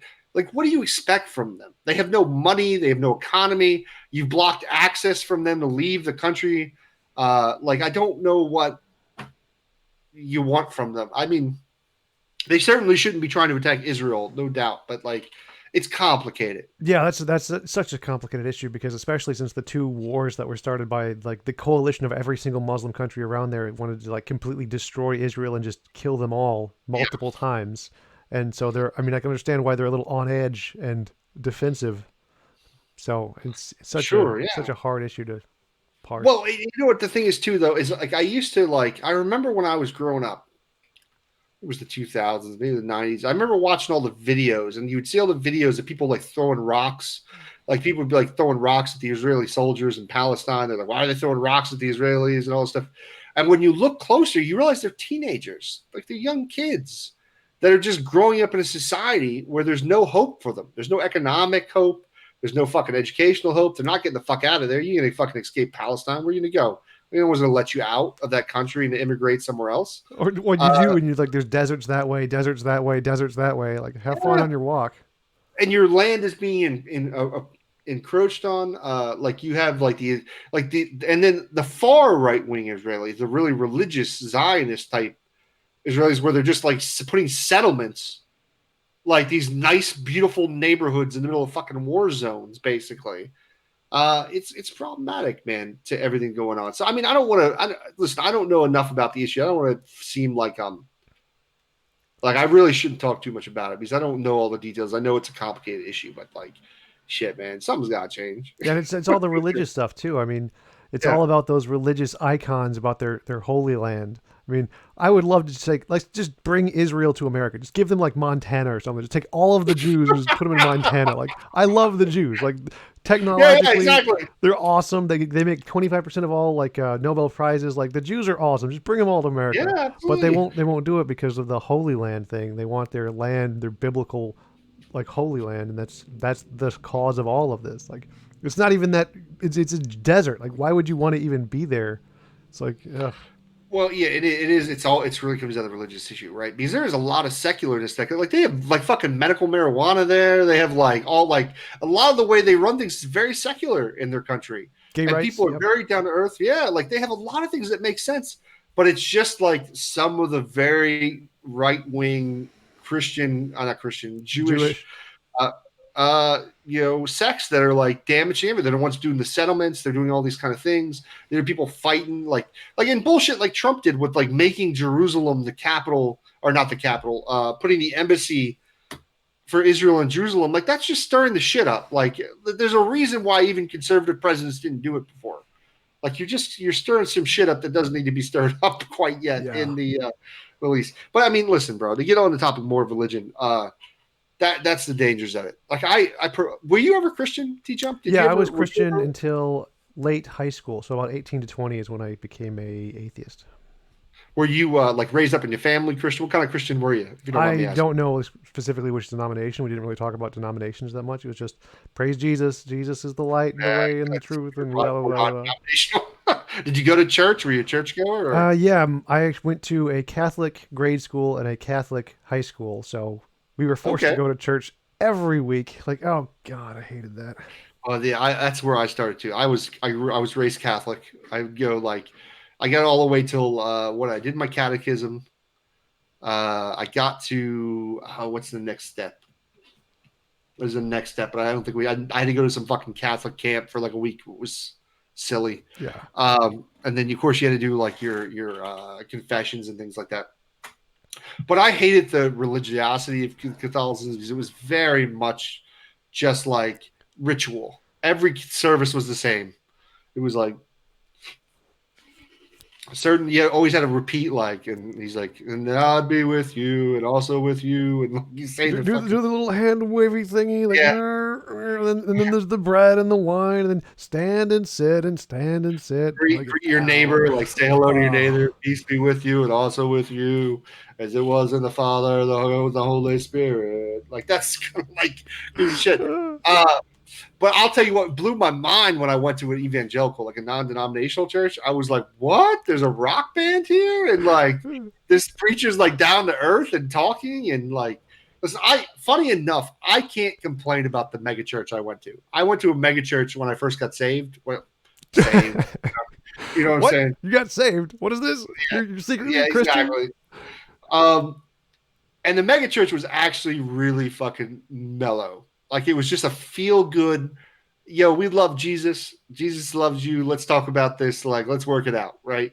Even with some of the topics, even for the '90s, it being the '90s, they were pretty mellow on the gay issue. Like they were like in Orlando, we have a thing called Gay Days that happen at Disney World, and it's when it's a big when a lot of people who are gay come to Disney World. You wear red shirts. It's just a big thing. Disney's a very open company like that. It employs a lot of people who are gay also. And it wasn't quite as open as it is now, obviously in 2020, in the '90s.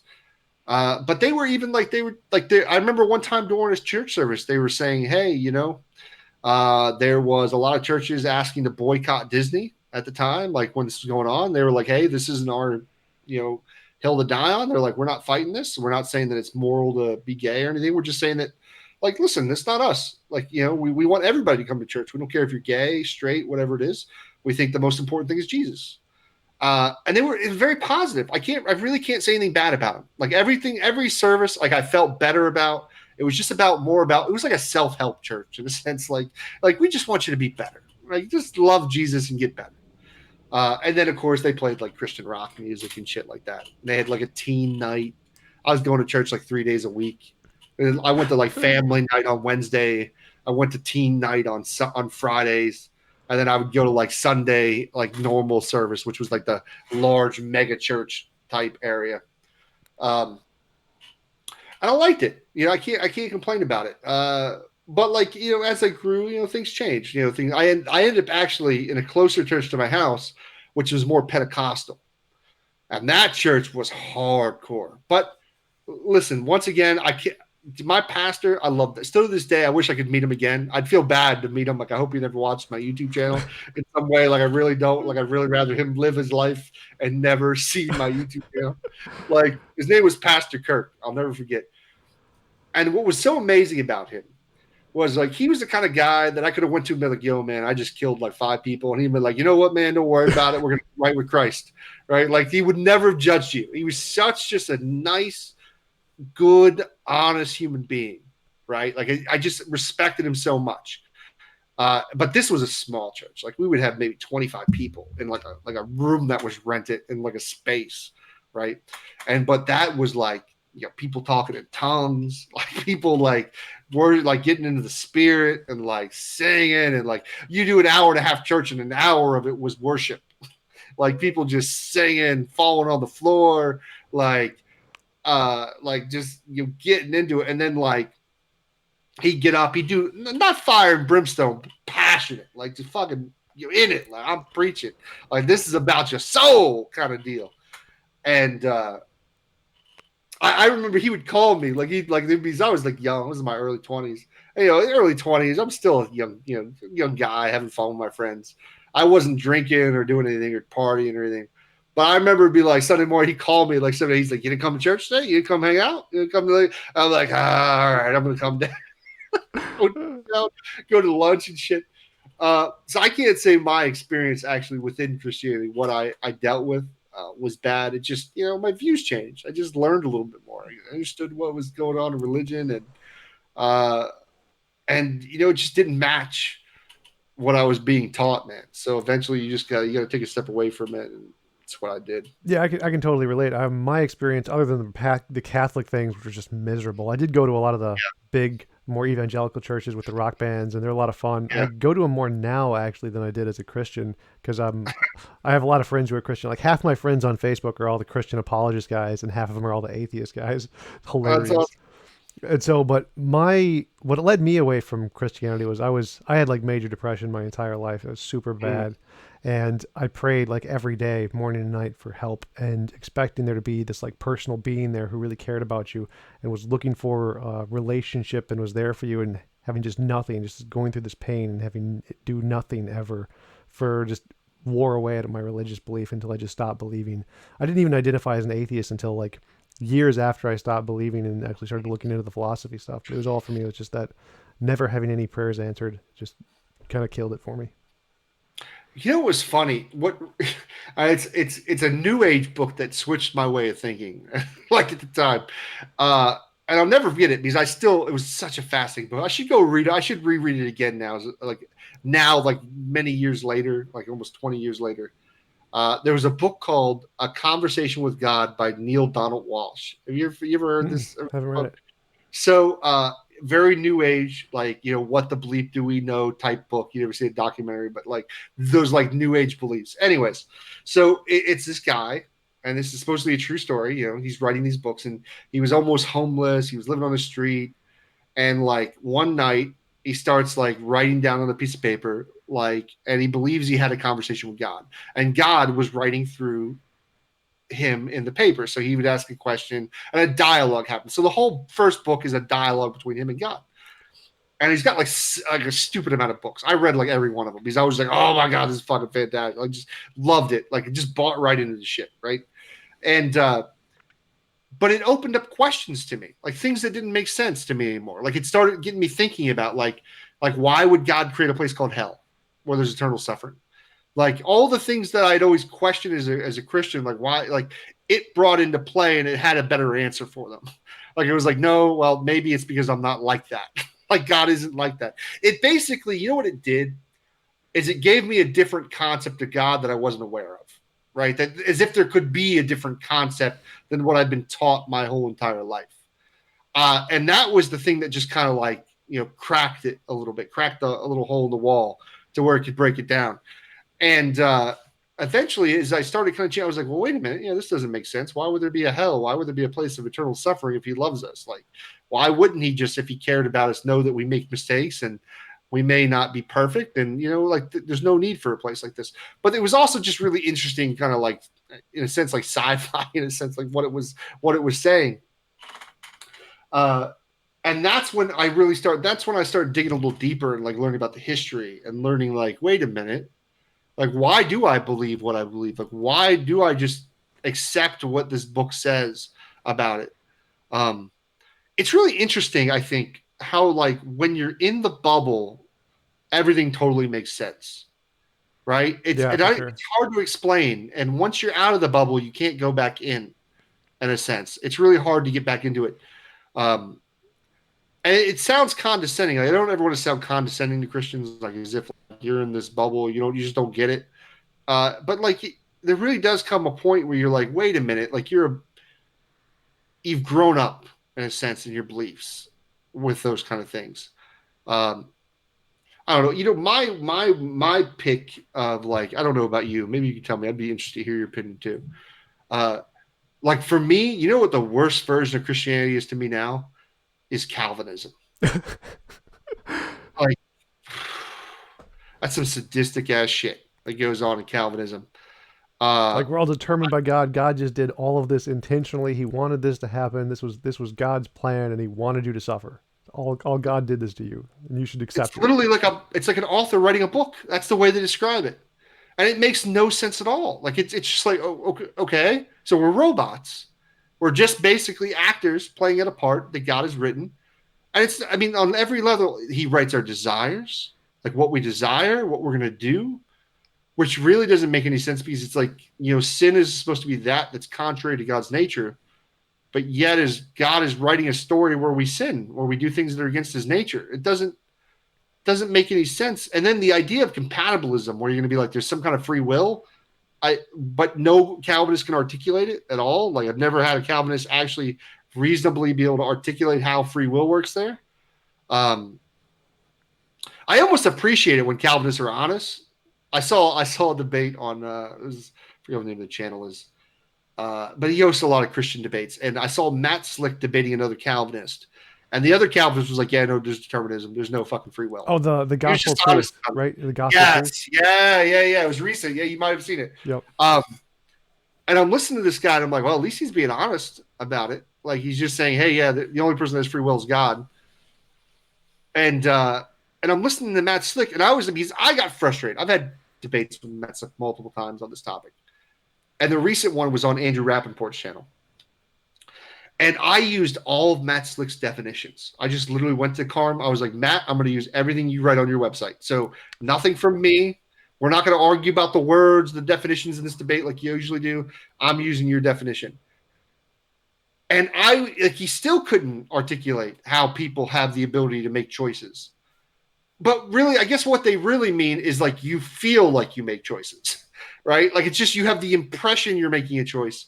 But if there's no way for you to go against God's creative will, and He decrees you to do whatever, talk on the internet, do whatever you're going to do that day, I don't understand how you would define free will in any sense. Right? Like how are you culpable for the sin when God made you do it in the first place? Like how is it your fault? Yeah, and why would God make you do that? Like why would God make you do something that's against His nature? If God doesn't want you to do something, well, then they throw all these different wills, and they're like, well, His permissive will. Okay, well, so you're saying there's a will that God wants you to do something, but He'll allow you to go against it. But God wants you to do something, but then He makes you do something through His decretive will. Like, so God decrees that you're going to steal a car, right? But God doesn't want you to steal that car because His permissive will says, or not, is it permissive will? Yeah, I think it's permissive will. There's so many fucking wills. His permissive will says, hey, I don't want you to steal that car. But then God decrees you're going to steal that car. And you can't go against His decretive will. So you're going to steal the car. But then what does that mean? What does it even mean that you have a will that you can go against if like the will that He has to steal a car has to go through? And then like you've like Skylar, like you know, have you ever talked to Matt Yester? You ever see this guy that's in the chat right here? No, I haven't. You should try to get him to have a conversation with you. He theist? he's a Calvinist, a hardcore Calvinist. Follows Matt Slick's theology. Very angry though, very angry human being. Like he gets very. I don't know where that love of Jesus is in him. I've been trying to get him to talk to me for a while. I've had him on my channel like once, like years ago. Like But he's Max got all Colby angry. yeah. Oh, yeah. Like, but I don't. It's like a bitterness. Like he's just really mad at atheists. Like he gets real angry. But you know what, Matt Yester, I can't hold you accountable because according to you, it's God's decretive will that you would be angry, and you can't go against God's decretive will. So therefore, I'm not. He's a pot meeting. I'm not an angry person generally. I actually really like people, and I don't like to be mad about things. I hate stupidity. It's hard to deal with or incoherent philosophy. As Or far as I Trent go, Doherty anyway, just deliberately trying to not answer your question.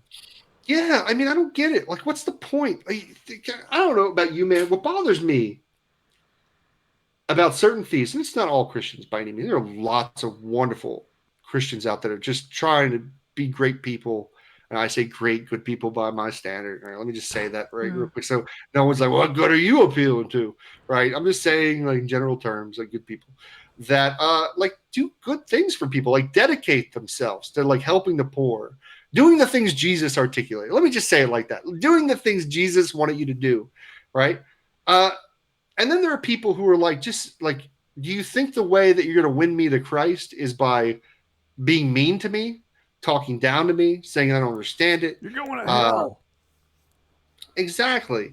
Like, or being disingenuous, like not answering questions or pretending not to understand.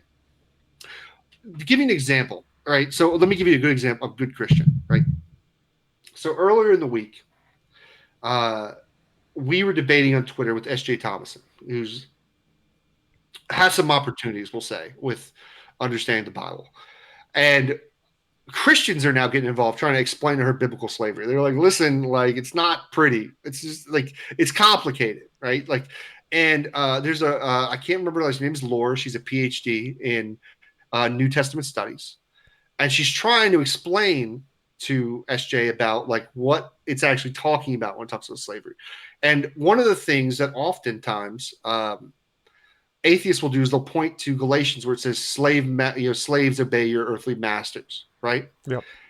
And now the thing is, like, it's real easy for us to jump on that and be like, look at this, your God's endorsing slavery here, right?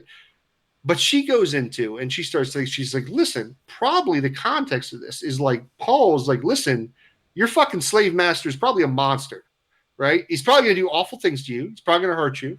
Like, protect yourself. Like, don't like listen to him. Just do what he fucking says so you don't get yourself killed. Submit to him, right? And I'm like listening. I'm like, wow, that's fucking actually makes sense a little bit. Like, that's a more reasonable position to hold as a theist, and it puts a context in there that that is understandable, relatable. And I'm like, wow, that actually probably is what's trying to be related by Paul here, right? Within the context of Roman slavery. But she was even admitting, she's like, listen, the Romans didn't have no issue with fucking raping their slaves. Like that, like that's just Roman culture. They didn't give a shit about their slaves, right? You were a slave. And that was an example of a Christian changing my opinion on how I looked at the scripture, like giving nuance and ideas. So like when a lot of times these Christian apologists on YouTube, people like Matt Yester, who's just angry and bitter and mean, right? Instead of like being genuine and trying to help me understand something and like giving a reasonable explanation for why a particular scripture may say what or what someone's saying, and taking an honest approach and being like, yes, slavery is not pretty, instead of fucking like doctoring it up like, oh, it's the good kind of slavery, that's happening there. Like, that's the way you need to approach it with non-believers.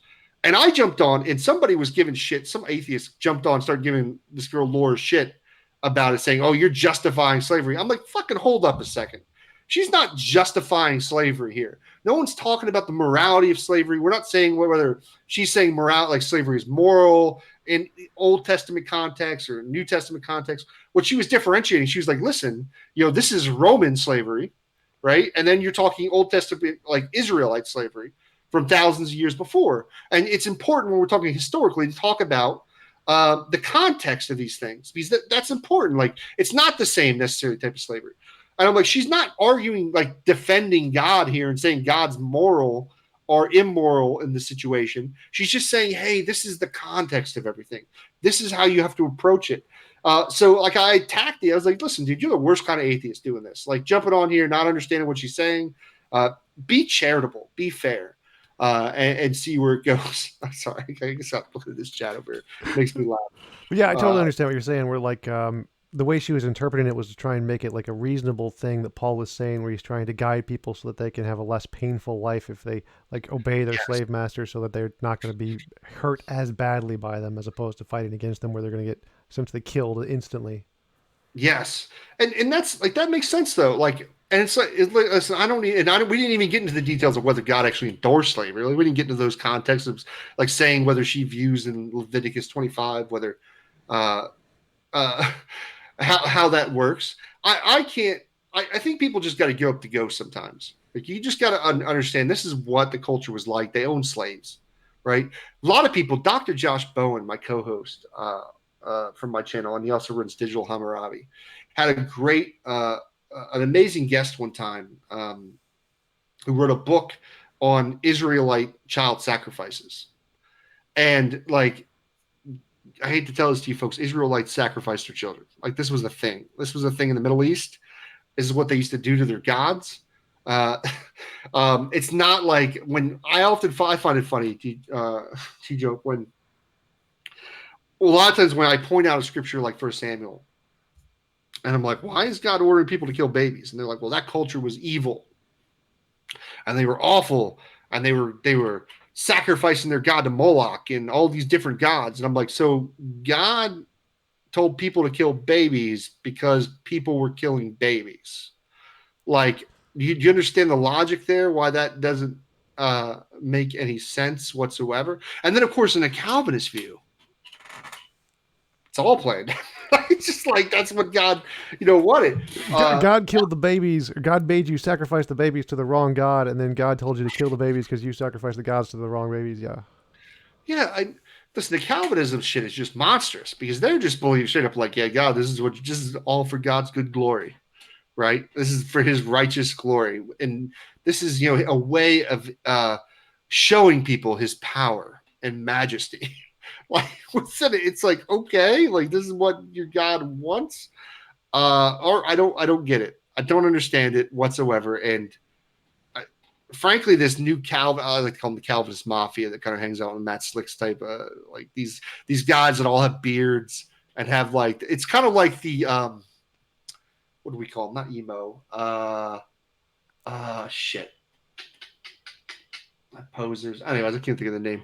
Like there was this thing where like at one point like hipsters, like the hipster Calvinist bunch, right, where they all have the same beard style. And they're all these like manly men who were like, yo, I'm proud to be a Calvinist who believes God fucking preordains fucking baby killing. I don't. It's fucking disgusting. I can't have another beer. I was gonna get one more beer, but I'm like, no, I shouldn't do another one before that. Just Get drink myself in another one trouble. and go back into politics. Yeah, no. See, I'm already getting myself in trouble. Who knows? The shit I probably said already in this. Yeah. I don't talk. I don't. I've learned I can't. I don't know, but I don't talk politics on my channel because I alienate some of my fans. Yeah. They be more conservative, and I'm like, oh, better not. I got a lot of shit for doing it before, so I try to. Matt, yes, this is definitely not a hipster. It's okay, Matt. You What should know. the Debate me on Chihuahua? modern The Chihuahua debate. image is just like, I mean, it's such a hipster Chihuahua image with the goggles on it. It's just, Yeah, exactly. Matt, yes, I would be happy. Listen, we can go on. What's his name? Channel. Andrew Rappaport. I tried to get Andrew Rappaport to book him for a debate. yeah. Andrew, I was like, get Matt Yester to debate me. I was going to do that. But listen, we can have a debate on Calvinism. We can talk about something, Matt. I'd be happy to talk with you. You don't have to come on my channel. I know a lot of like Christian apologists need safe spaces, and they don't find my channel as a safe space for some reason. For some Uh, reason, some reason. it's to be fair, like people give me a lot of shit. Okay, we don't mute people on our channel. We don't. Well, I have kicked people and told them to eat a bag of dicks before, but that is rare. That doesn't happen all the time anymore. And I save that for very special individuals, like Ben the Baptist, people like that. But I don't tend to do that all the time. I've done who I did. I think Praise That I Am was the last person that I did it to. You've had a debate with Praise, haven't you? Yeah, I've had like 2 or 3, I think. He's an interesting character, to say the least. didn't you debate alien? Did you have a debate about aliens one time? Was that you that did that on modern debate? I think so. There was one about like did giants exist, and I think we were supposed to do one about did aliens exist. I don't remember if that was a full debate or not. Who has been your favorite? Let me ask you a question because I'm interested to hear. Who is your favorite person you've ever debated? That's a good question. There's different debates I like for different reasons. Like I really liked Pete Enns. Pete Enns was one of my favorites because I mean he has the most honest theist position I've ever heard of, where he's just like, yeah, the arguments are all shit, none of them work. I believe because I have these personal feelings in the Bible, and that's it. I'm like, It's honest. okay. Yeah, yeah. What do you do? I'm kind of like you, whereas like if you have that kind of a position, I'm like, yeah, I have no problem with that. There's nothing logically incoherent about that. You just choose to believe on like the atheist definition of faith. Like sure, because my main thing is arguing against the arguments. I hate bad arguments, and bad logic are the things I want to destroy. Sure. And so all of the terrible arguments that apologists use, like that clearly doesn't indicate a God. That's the dumbest argument ever. How do you believe that? Is kind of the point of my channel. So the Pete Enns conversation was one of my favorites. I also really like Randall Rouser because he's extremely well educated on philosophy, and challenging my epistemology with his knowledge of philosophy helped me to grow in my articulation of my position, which I really enjoyed that conversation. I loved the Wotan debate. Oh my god, that was so much fun. I don't know how you did it, bro. Oh god, just it's so fun just to be like, yeah, we can see it. It's right there. Like there's space right there, and he's just like, no, we can't see it. Well, he's like, I've never looked. He's like, I've never looked for it. I'm like, what? Like you're having debates about a flat Earth, you never bother to look. Like this is something you can actually look at with a telescope. Like, can't you? With isn't it like if you got a weather balloon, or so couldn't you technically put a weather balloon high enough? Yeah. To where you could start to see curvature if you just connect a little GoPro or something to it. Like exactly. You could rent a weather balloon and just tie a camera to it, whatever camera you want, because they always complain about the fisheye lenses. You need this special camera to use. Just tie the camera to the weather balloon and go into space, and you can see the curve. Flat Earth. I can't do it. I won't do it. I refuse to debate flat earthers. Wotan, I just want to see what he looks like. Like that's one of the things that always fascinates me about the people who aren't on camera. I'm always like, I just want to see you. I want to see you in your natural environment. Like flat earthers, what they do every day in their life, where they work, who they interact with. Like, do they talk about it with like people who aren't like in their normal jobs, if they have jobs, things along that line. But I just love to see. Wotan's probably from like New Jersey or New York. He's got like that accent and like yeah, I think it is. I think you're right. It's New York. Exactly. We actually talked about that like after the debate a little bit. But yeah, I actually see a few flat earthers here when I go to my local college for the student groups. There's actually they have tables of like the world is flat, like prove me wrong. I'm like, oh wow, I don't want to do it because I would avoid them. I was like, no, I'm not even going to talk about that topic until like I saw Nathan Thompson at the live debate in Texas because I was there for the one I did, and I was like, this is actually kind of interesting. Like you could actually argue this. I wasn't a fan of Team Skeptic's approach. He got way too like emotional about it. Yeah, he was very I thought so too. I was like, yeah, calm down with that. It just doesn't play well for you. And I've got myself doing it where I get pissed off at disingenuousness. That's what gets me mad is when people aren't honest about it. I don't care if you're an idiot and you don't get questions right, but when you're disingenuous about your arguments or you pretend like you don't understand what I'm saying to you. That's what I think during the Matt Slick debate with that guy. I forgot what Ramon. What was the guy he was debating on? Yep. I know what you're talking about. And I was like, at one point in the audience was like, how is it that everybody in the audience understands what this guy is saying to Matt Slick, but Matt Slick is the only person that doesn't seem to understand his question? Something's not right there. Like something's not connecting. But if everybody understands what this guy is saying to him, and Matt Slick's just like, I'd just define free will differently.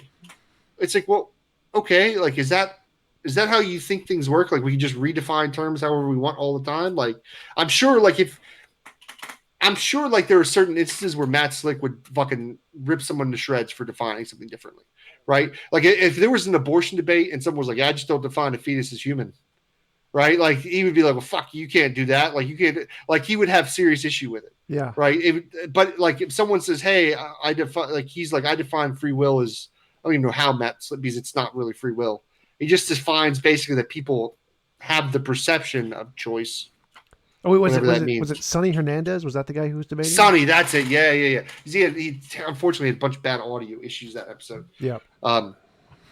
I'm supposed to go on that channel. I keep it's been like I've been back and forth with the guy who owns it, and we've been having issues getting things scheduled. Marlon. Partly, yeah.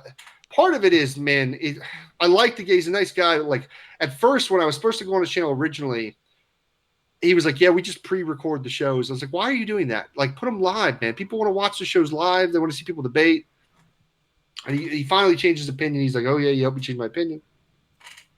And then he was like, "Hey, can we book a show for like March or something?" And it was like January. I was like, "Bro, I don't know. Like, I can't book it. Like, depending on my job, like what I'm doing, like it fluctuates. I just don't have a way to book something that far out in advance for something sometimes, depending on the situation. So, like, I want to go on there, but also like, I don't know what he's going to put me debating. Some kind of Calvinist. It was funny. Like during that show, I think a couple of the Calvinists, because I was arguing against Matt Slick, thought I was like a Christian or something. They're like, "I really like your ideas. I like what you're saying." And then I'm like, "Yeah, I'm a non-believer." And like they deleted the comment. I was like, "Oh shit, that's hilarious." Yeah, I was I on don't know, man. I was on the Gospel Truth with I debated Matt Slick on that one, and so Oh, yeah, did you? Okay. we actually did it. We recorded it, and it didn't come out for like 4 months later onto his channel. Yeah. So, what did you guys debate? Do you remember what the topic was? Like, is there reason to believe in God or something like that? Okay, that's a general. Yeah. I can't. You know what I won't debate anymore is just, is there a God? I won't do that. I'm not going to have those debates. It's, to me, like they're the most worthless. Like you end up with what happened with Matt Dillahunty in Inspiring Philosophy, where it's just like IP just defines God as some kind of mind. Like I'm like, what? So no other attributes, just some kind of mind creator of some form. Uh, you know what? Have you got to talk to IP? You ever talked to Inspiring Philosophy? Yep, I debated him once. I want to debate him again. We're trying to set something up. He won't debate me anymore. I've kind of been a little. We've had some. The problem is, people have got to learn to appreciate some of my humor, right? Like I'm a little, we'll say, hyperbolic, as the Christians would say, when it comes to. And I'm like, you just gotta like listen. I'm having some fun on my channel and having entertainment, but I think IP is overrated. To be frank with you, I think that he is very good at like when he writes, when he makes a video, he writes a script like as if like writing a movie. He quotes a bunch of philosophers. He quotes a bunch of like people that agree with him. But I don't think he's good at being challenged on things. And when we had this debate on morality, and it was for moral realism, he's like, "Are there moral facts or is there moral realism?" And like his argument to me was just intuition. Like he's like, "Yeah, well, people intuit," and I'm like, "Well, what does that mean? Do we have intuition?" And he basically tries to use. He gave me a definition where at first it was like, "It's not this, it's not this, it's not this." I was like, "Wait a minute, I'm not asking you what it's not." I was like, "I want to know what it is." You give me, and he tried to use every word he could without using the word emotion or feeling within the definition. And I'm like, "Okay, so what it sounds like to me is you're just saying you feel something's wrong." Like, and I was like, "I don't know what you feel." And he's like, "I didn't use feel." I'm like, "Well, I don't know what you mean then by intuition. If you're just saying like all of a sudden you just recognize something is wrong, like I don't know what that necessarily entails." But when I debate him, like it was a very frustrating conversation for me. And he was like, "Well, you need to give me an answer of what morality is." I'm like, "No, I don't. Like you're the one arguing moral realism. Ball's in your court, buddy." Yeah, I totally agree. I see him kind of like the spiritual guys on YouTube who like talk about the cocoa and the sun being some kind of connection, or the spirit science. Yeah. Spirit science. Yeah, I kind of see it's IP like fascinating, but it's interesting. Yeah, I love the spirit science videos. I'll give them credit, man. It's fucking fascinating. It's kind of like the "what the bleep do you know," or like that kind of stuff. Like yeah. it's like mental chewing gum. It's interesting. It's fun, but like it's all bullshit. Yeah. He did just such a great job with the animations, and it's a cool Yeah. story. It's a really good thing. I love it. His voice is just hilarious. Like that's kind of stuff you kind of almost wish for. You're like, "Oh, this is really cool. I kind of hope stuff like this is like real." It's like I love I always tell people I love Alan Watts, the Oh yeah. philosopher Alan Watts. Oh yeah. Fucking love him to death. I can listen to that shit all day long. When I was a deist, I was all about it. I was like, "Yeah, fucking Alan Watts. Like this guy makes sense." But it's just wishful thinking. in a lot of sense. Like it's good, it's fun. Like I can appreciate it. And you know what? Is it going to hurt my life to kind of believe in some of the thoughts Alan Watts? Absolutely not. Like I'm going to live a good life. I'll probably live it a lot more peace, and I'll appreciate things.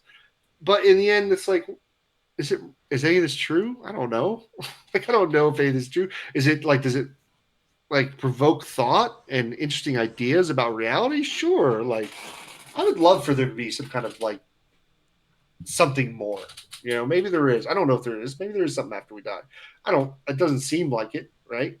Uh, maybe I'm still holding out. That's why I consider myself, I don't know, agnostic. I don't know if there's a. I don't believe in the Christian God or any of these gods that we talk about in general day public. Is there some kind of other thing supernatural? Maybe. Oh yeah, for sure. Yeah, like It's maybe even there's possible something. we can have an afterlife with just pure naturalism. Like we could die and wake up in the Matrix and be like, "Oh, there's more. Cool." God, can you imagine that shit? Like we wake up and we're fucking. This was a long video game. Like all you're taking off the fucking helmet. And you're like, oh Oh shit, God. that would be terrifying.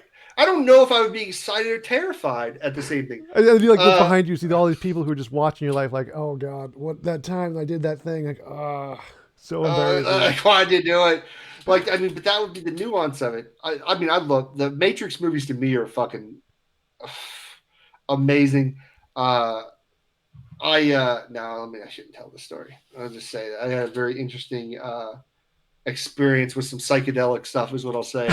Uh, oh, here I'll say it in a way that's not too much information. So when I was like 19 years old. I'm like 40 years old now. So it's 1999, right? So we'll just say that hypothetically, me and my friend had tried some psychedelic stuff, okay, that morning and all day, and we're just having fun all day. We're having a good time, whatever. We go to this place called Downtown Disney, which is now Disney Springs. Okay, same thing I was talking about earlier. And there's this big movie theater that plays movies. It's a whole shopping center, whatever. We're just looking for something to do. We're having fun on psychedelics, hypothetically. And we go there and we're like, let's go see a movie. We'll go have some fun. And there's nothing playing, like nothing. We're just like, oh my God, there's fucking shit playing. And we run into this guy that we haven't seen in years. Now, me and my boy were like, when we were 16, we used to work at this McDonald's that was near our house. And this guy that we ran into used to deliver the newspapers to the McDonald's, like an old hippie type dude. And he's like, hey guys, what's going on? You know, we're fucking having a ball, like fucking tripping out, and hypothetically. And he's like, hey man, I've got these, you know, sneak peek tickets for a movie that's coming out. That's not out yet. He's like, you want them? We're not going to be able to see him tonight. And we're like, yeah, fuck yeah. And we look at the tickets, and it's the movie The Matrix. And we're like, what is this? He's like, I don't know. It's like some fucking new sci-fi movie. We haven't seen it. I never even seen a trailer for the fucking. We have no clue what the hell The Matrix is about. This will probably be a good ending story because I do got to run here. I probably after this. My wife's giving me the eye from the other room. Anyway, so he hands us these tickets, and we go into the movie, and we're having an experience, we might say. And I'll never spoiler alert if you haven't seen it.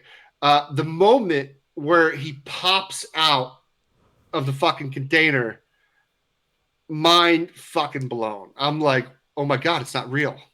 The whole world is fucking not real. Like the whole thing just becomes crystal clear in one moment, right?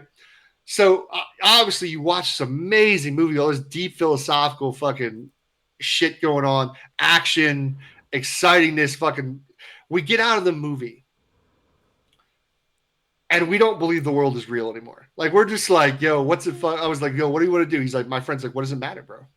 We walk over there, we go sit down over there. It doesn't matter. It's not real. It's all the fucking Matrix. Doesn't make shit. We sat on benches for 3 fucking hours outside of this thing. Just like, what's it matter what we do? Nothing's real. It's all just part of the Matrix. Anyways, it was a mind-blowing experience seeing that movie. And I had no clue what it was about, what was going to happen. It is a movie to see on some type of psychedelic stuff. Yeah, that's crazy. I can't even imagine that. Like not knowing what the Matrix is going to be, just going into the movie like completely high and being like, holy shit, we're in the Matrix. Like, oh God, what do we do? Oh, but yeah. And like, I swear, like, and it was like, we weren't even supposed to see it. Like, it was just random events. Like, with this guy that we haven't seen in years comes up and hands us these tickets to it. So it's like one of those things where like people think like when Christians think they're having like this holy moment, well, the universe is exactly putting you where you're supposed to be. Yeah. Like that's what we felt like. Like we got these tickets, like this message from something, Yeah, and and I the can totally universe telling understand us, that feeling because it was such a good movie. It was so yeah, engaging. Like if it was a bad movie, you're like, okay, fine, it's just a movie. But it was sure. such a good movie. I can understand how it would make you feel that way. And so and not it was original at the time. Like there wasn't like that concept had not been done. Nowadays, like movies are so uh redone over and over again. There was a movie that came out not too long after that. It was actually really interesting too. I can't remember the name of it, but it was a similar idea, right? But the trick with this other movie was that within the reality, they had built a sub reality, kind of like you ever watch Rick and Morty? You ever watch Yep. the show, the Yep. Rick, like where the car battery, where like they Rick fucking builds a battery that's powered by another universe inside, and then the universe inside that battery builds another fucking universe to power that battery. And it's like that's the kind of idea of the movie that was super interesting. But Like anyways, I gotta. Inception, the Inception one. Yes, yeah, exactly. Where they're going, like they're like Rick teaches, like they basically have to pedal these things to power fucking Rick's car, which is Rick builds a universe to fucking power his car, and then the universe inside figures out that they can build a universe to power their digital or virtual universe within that, and then they keep going back. There's like 4 universes within it. That's fucking hilarious. Anyways, I Yeah. probably should wrap it up. Yeah, this was a great conversation. I really enjoyed talking to you. I'm about to let you go. Your wife's going to be pretty angry with you. Yes, dude. Thank you for having me on, bro. This was wonderful. Anytime you want to party or do anything, you just let me know. All right, my man. Awesome. See you later. All right, bro.